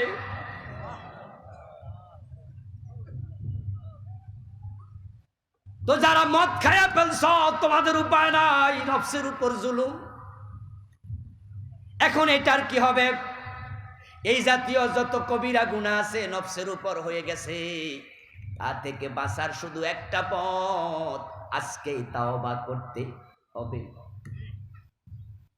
আমার বন্ধু, তুমি খুন করেছ, খুন, এটাও নফসের উপর জুলুম। কারণ তুমি যারে খুন করছো তার ক্ষতি করো নাই, ক্ষতি করছো নিজের। কথা ভালো করে বুঝবেন। আপনি যারে খুন করছেন তার ক্ষতি করেন নাই। যেমন আমি এখানে বসে আছি, আপনি যদি আমারে গুলি করে দেন, হুজুর তুমি ইসলামের কথা কেন কও, এই হুজুরে গুলি করে দিলাম, আমার কোনো ক্ষতি নাই, কারণ আমার জীবন যেতে দেরি, শহীদ হয়ে জান্নাতে যেতে দেরি হবে না। আমার ক্ষতি আপনি কিন্তু করতে পারেন নাই, আমি জান্নাতে চলে গেছি, কিন্তু ক্ষতিটা হয়ে গেছে আপনার, কারণ আমার নফসের মালিক আপনি না আল্লাহ। জোরে বলেন, জানের মালিক কে? তো আল্লাহর জান হত্যা করার অধিকার আপনারে দিল কে?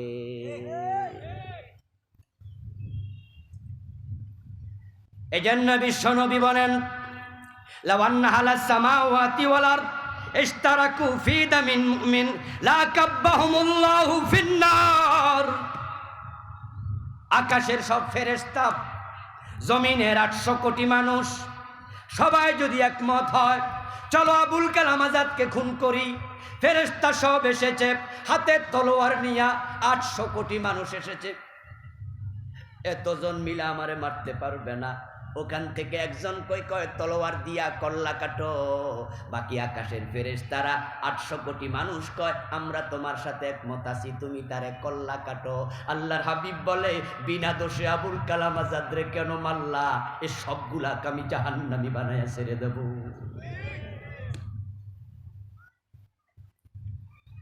লাউ আন্না আহলাস সামাওয়াত, আকাশের বাসিন্দা, ওয়াল আরদ, জমিনের সব বাসিন্দা, ইশতারাকু, যদি শামিল হয়, ফি দামিন ওয়াহিদিন মিন মুমিন, একজন মুমিনের রক্তপাতে, লা কাব্বাহুমুল্লাহু ফিন্নার, আল্লাহ কয়েকটা মানুষের জীবনের দাম আমার কাছে এত বেশি, তোদের সবগুলাকে জাহান্নামে একসাথে ফেলে দেব। من قتل مؤمن من قتل نفسا بغير نفس أو فساد في الأرض فكأنما قتل الناس جميعا, যদি অন্যায় ভাবে একটা মানুষ মারো, তাম দুনিয়ার সব মানুষ মারার অপরাধ হবে। এজন্য আপনারা অনেকে আছেন বাড়িতে বৈশাও আপনি হত্যাকারী, ঘরে বৈশা হত্যাকারী, কাবা শরীফে বৈশা হত্যাকারী, সৌদি আরবে থাকেন, প্রতিদিন একবার কাবায় যানই, 5 ওয়াক্ত নামাজের মাঝে 5 ওয়াক্তই পড়েন, 2-1 ওয়াক্ত পড়েন, মাসে একবার উমরা করেন, হজের সময় হজ করেন, বাংলাদেশে থাকেনই না, কিন্তু বাংলাদেশে যারা বিনা অপরাধে মানুষ মারে আপনি তাদের সাপোর্টার, আপনি কাবায় বসে হত্যাকারী হয়ে গেছেন।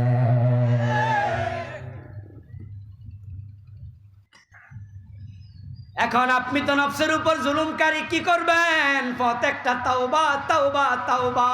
100 জন খুন করেও মাপ পাইয়া গেছে, এমন হাদিসও আছে না নাই?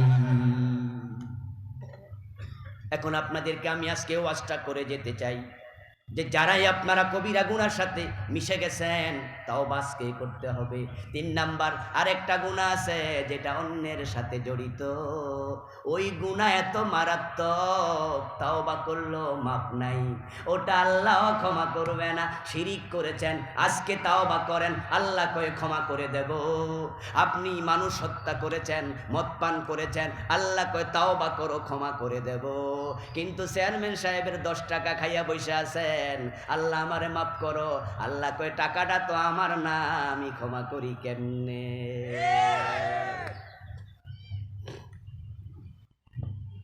এটা হলো জাহান্নামে যাওয়ার সবচেয়ে বড় কারণ। এই জন্য পরের হকের ব্যাপারে হবেন সবচেয়ে বেশি সাবধান। আমার ভাই, রাতের গভীরে আপনি আজকে তাহাজ্জুদের সময় চোখের পানি ছাইরা দিয়া আবুল কালাম আজাদ হুজুর কি বলে গেল, আমি নাকি তিনাতুল খাবালের ওই ময়লা কর্দমাক্ত পুঁজ পান করা লাগবে, আমি তো মদ পানকারী, আল্লাহ আমি এসব পারবো না, আমারে মাফ করে দাও, আমি আর মদ পান করব না। সিদ্ধান্ত নিলাম, কানে ধরলাম, 10 বার উঠবস করলাম ঘরের দরজা লাগাইয়া। ও বন্ধা, আমি পার্সোনালি, আমি নিজেও, আমার মনে পড়ে ছাত্র জীবনে আমিও কানে ধরে ঘরের দরজা বন্ধ করে উঠবস করেছি, ওই গুনাহটা আমি করেছি, আর করব না। দুনিয়ার কেউ দেখে না, আল্লাহ তোমার কাছে কানে ধরে উঠতেছি, বসতেছি, চোখের পানি ছেড়ে দিয়া কাঁদবেন। আপনার যত গুনাহ আছে সব গুনাহ, শুধু ক্ষমা আল্লাহ করবেন না। আল্লাহর ওয়াদা, ইউবাদদিলুল্লাহু সাইয়্যাতিহিম হাসানাত। কোরআনে বলে আল্লাহ আমি তোমার গুনাহগুলো ক্ষমাই করব না, ওই পরিমাণ সওয়াব দিয়ে দেব, আমি পুরা গুনাহকে সওয়াব বানায় দিয়ে দেব। আপনি মাজারে সেজদা করছেন, মানত করছেন, শিরিক করছেন, আল্লাহর আইনের বিরুদ্ধে ছিলেন, বুঝি নাই, আমি তাগুতের আইন, আমি ব্রিটিশ আইন মানলে শিরিক হয় এটা আমি জানতাম না, আজকে তাওবা করলাম, আল্লাহ কয় আমি তোমার এখনই ক্ষমা করলাম। কিন্তু বউয়ের মোহরানা না দিয়ে আল্লাহ আমার বউয়েরটা মাফ করো, আল্লাহ কয় জি না। ওই বোনের জমিন না দিয়া পরের হক নিজের কাছে রেখে মাপ চাইবা, আল্লাহ কয় জি না, ক্ষমার সিস্টেম নাই। গীবত করছো যার, মাপ তার কাছে চাও, সে ক্ষমা না করলে আমিও ক্ষমা করব না। রাসূলুল্লাহ বলেন গীবত হলো জেনার চেয়ে খারাপ। সাহাবারা বলেন কেমনে? বিষয়টা তো বুঝলাম না। জেনা তো মারাত্মক আমরা জানি, রাসূলুল্লাহ বলেন কারণ হলো ইন্না সাহাবাজ জিনা ইস্তাগফিরু ফায়াগফিরুল্লাহু লাহু, যে জেনা করেছে ক্ষমা চাইলে আল্লাহ ক্ষমা করবে, কিন্তু ইন্না সাহাবাল গীবা লা ইউগফারু লাহু হাত্তা ইয়াগফিরা লাহু সাহিবুহু, যার গীবত করে ফেলেছো সে ক্ষমা না করলে আল্লাহ ক্ষমা করে না। অফিসে আপনি বসেছেন, ফাইলে সিগনেচার করে ফাইল সামনে দেবেন, এটাই তো নিয়ম। আপনার চাকরি তো এটা, আপনার কাছে ফাইল গেছে, আপনি দেখবেন সব সিস্টেম ঠিক আছে, সিগনেচার করে ওকে। কিন্তু আমনে ফাইল ধরেনি না, ছাপায় পড়া রইছে। কি খবর? বাধ্য হইয়া ওই ফাইলওয়ালা ক্লায়েন্ট আপনার বাড়িতে যায়, অফিসে যায়, চা দোকানে বইয়া যোগাযোগ করে, স্যার আমার 13 নাম্বার ফাইলের খবর কি? কই আমি তো ধরি নাই, 3 মাস আগে পাঠাইছি। ওই যোগাযোগ না করলে আরো 6 মাস থাকবো। যোগাযোগের মানে 2 হাতি লেনদেন, ঘুষ 10,000, 20,000, 50,000, 1 লাখ দেও, তারপরে সিগনেচার। এই যে পরের হক খাইলা, কিয়ামতের দিন তোমার উপায় নেই। ওজনে কম দিছে, ওজনে কম। কি চালাক ব্যবসায়ী বাবা রে বাবা। পাথরের গায়ে লেখা 1 কেজি, বাস্তবে এটা 900 গ্রাম।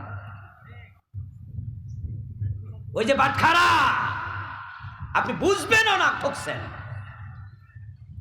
এবং হাতের মাপ বাবারে বাবা এত জঘন্য, কেমনে যে ঠকাইছে আপনি চোখে নিজে দেখেও বুঝবেন না। আজ থেকে সম্ভবত বছর 20 আগে, কম বেশি অনেক আগের ঘটনা। আমি কুমিল্লার মিয়া বাজার নেমে বাড়িতে যাই। তো নামার পরে ভাবলাম কিছু গরুর মাংস কিনে নিয়ে যাই বাড়িতে। দোকানদারের কাছে গেলাম, সে কেজি 3 সম্ভবত গরুর মাংস আমারে দিল। দেওয়ার পরে বলতেছে, হুজুর আপনার আমি ঠকাই নাই। আমি বলছি যে কয় টাকা কম নেও, যে দামটা আসছে বললাম কিছু কম দেই। হুজুর আপনার আমি ঠকাই নাই, আপনি কম দেবেন কেন? তা আমি বললাম 3 কেজি দিছেন, ঠকান নাই, বুঝলাম না। আমি বললাম 3 কেজি, তো কেজি যদি 300 হয় 900 টাকা হবে। আপনি কম নিলে 50 নিতে পারেন, না হয় না নেবেন, ঠকান নাই, এই প্রশ্নটা এখানে আসেন। কই হুজুর বোঝেন না, আমি চাইলে 2.5 কেজি দিয়েও 3 কেজি করতে পারতাম। আমি এ কথা শুনে তো বেকুব বনে গেলাম। 2.5 কেজি 3 কেজি কেমনে করবেন? দেখতে চান?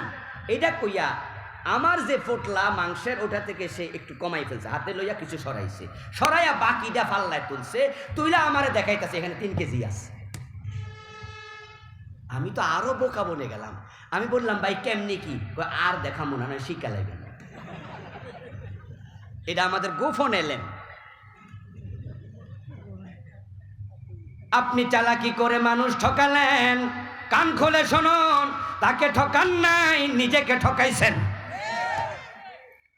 কারণ সেই যে কিছু টাকা পাওনা হয়ে গেল, হাসরের মাঠে করায় গন্ডায় হিসাব করে দিতেই হবে। বাবারে বাবা, ঠকানোর এলেন কারে কয়? আপনি আপেল কিনবেন, যদি একটু এদিক সেদিক তাকান, 1 ডজনের জায়গায় কমলা পাইবেন 11টা, 10টা, 2টা নাই। যদি আপনি তাৎক্ষণিকভাবে গণেন তাহলে নিতে পারবেন, কিন্তু জবাব রেডি আছে। ভাই 1 ডজন কমলা চাইলাম, 10টা দিলেন কেন? বলবো মাথা ঠিক নাই। তো তাহলে 13টা দিতেন, কোন এত খারাপ হয় না। মাথা যদি ঠিক না থাকে বেশি হয় না কেন? কোন মাথা এত খারাপ হয় না। আপেল কিনবেন, পচাটা দিয়ে দেবে, এমন লোক আছে কিনা? আপনাদের মাঝে আছে। এই লাউ গাছ থেকে লাউটা পেরে আপনি হাজী সাহেব আসরের টাইমে বাজারে আসতেছেন, বউ আপনারে কইছে হ্যাঁ বাজারে লাউটা বিক্রি করে দেন, পোলাপান তো লাউটাও এখন কম খায়। আপনি কোন ওকে, গাছ থেকে টান দিয়া লাউ হাতে নিলেন, হাতে নিয়ে দেখেন লাউয়ের মাছ বরাবর পোকা খাওয়ার ছিদ্র। এবার আপনি বুঝে ফেলছেন এই লাউ যদি ছিদ্রওয়ালা হয় পাবলিক তো কিনবো না। তাড়াতাড়ি করে লাউয়ের একটা পাতা টান দিয়া ছিঁড়া ওই ছিদ্র বরাবর থেপ দিয়া থুতু দিয়া ঢুকাইয়া দিছেন একবারে ভালো করে। আর যদি তা না পারেন তাহলে যে জায়গায় এসে লাউ বিক্রি করবেন, লাউটা আপনি যখন মাটিতে রাখবেন আওয়াজ করে বলুন আপনারা, ছিদ্রটা উপরে দেয় না নিচে দেয়? অথচ হে নামাজি, মোত্তাকি, পরেশগার, টুপিওয়ালা, দাড়িওয়ালা, হে ছিদ্র নিচে দিছে। আর যখন ছিদ্র নিচে দিছেন মনে মনে আস্তাগফিরুল্লাহ পড়ে, লা হাওলা ওয়ালা আল্লাহ আমারে তাড়াতাড়ি বাঁচা, কিনেন না কিনা লাগ এই যেন টেরি না পায় ছিদ্র আছে। চোরা কয় আল্লাহ আমারে বাসা, ডাকাত কয় আল্লাহ বাসা। ও আমার ভাই, হিন্দু কয় ভগবান, খ্রিস্টান কয় গড, আল্লাহ কয় আমি সব বুঝি, শয়তানও আমারে রব বলেছে।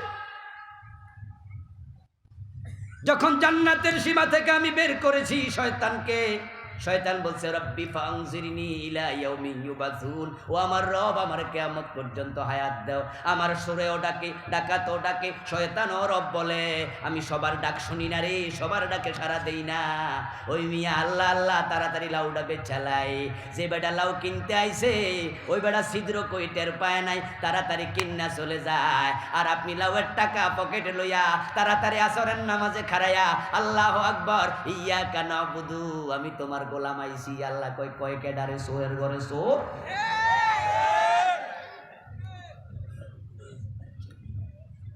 তুই আমার গোলাম কইল কে? ইবলিস, হারামি। কলেন নবী সাল্লাল্লাহু আলাইহি সাল্লাম মান খাদা ফালাইসা মিন্না, বিশ্ব নবী বলেন যে মানুষকে ধোঁকা দেয় সে আমার উম্মত না। কেন আপনি এসব করেন? নিজে ঠকবেন, মানুষকে ঠকাতে পারবেন না। Example is the better then advice. সবার এক খণ্ড জমি কিনছিলাম, একটু নিচু জমি, মাটি ফেলতে হবে। মাটি ব্যবসায়ীর কাছে গিয়ে বসলাম। সেখানে আমি আবার সবার এলাকায় খুব পরিচিত মানুষ, কিশোরগঞ্জ লোকেরা আমারে কিছু চিনে। ওখানে আমি 14 বছর ছিলাম, আমারে ঘরে ঘরে লোকেরা আলহামদুলিল্লাহ চিনে। ওই মাটিওয়ালা ব্যবসায়ীও আমারে চিনে। আমি মাটির ব্যবসায়ীর সাথে কথা বলছি, উনার ছেলে হাফসখানায় পড়ে, এত বড় দাড়িওয়ালা। উনি আমারে বলছে হুজুর 2 টাকা বেশি নেব, আপনাকে ঠকাবো না। আমি বললাম বন্ধু আমারে আপনি ঠকাবেন কেমনে? আপনি দাম আমার সাথে ক্লিয়ার করেন। যদি আপনি আমারে মাটি কম দেন আমি ঠকবো না, ঠকবেন আপনি নিজে।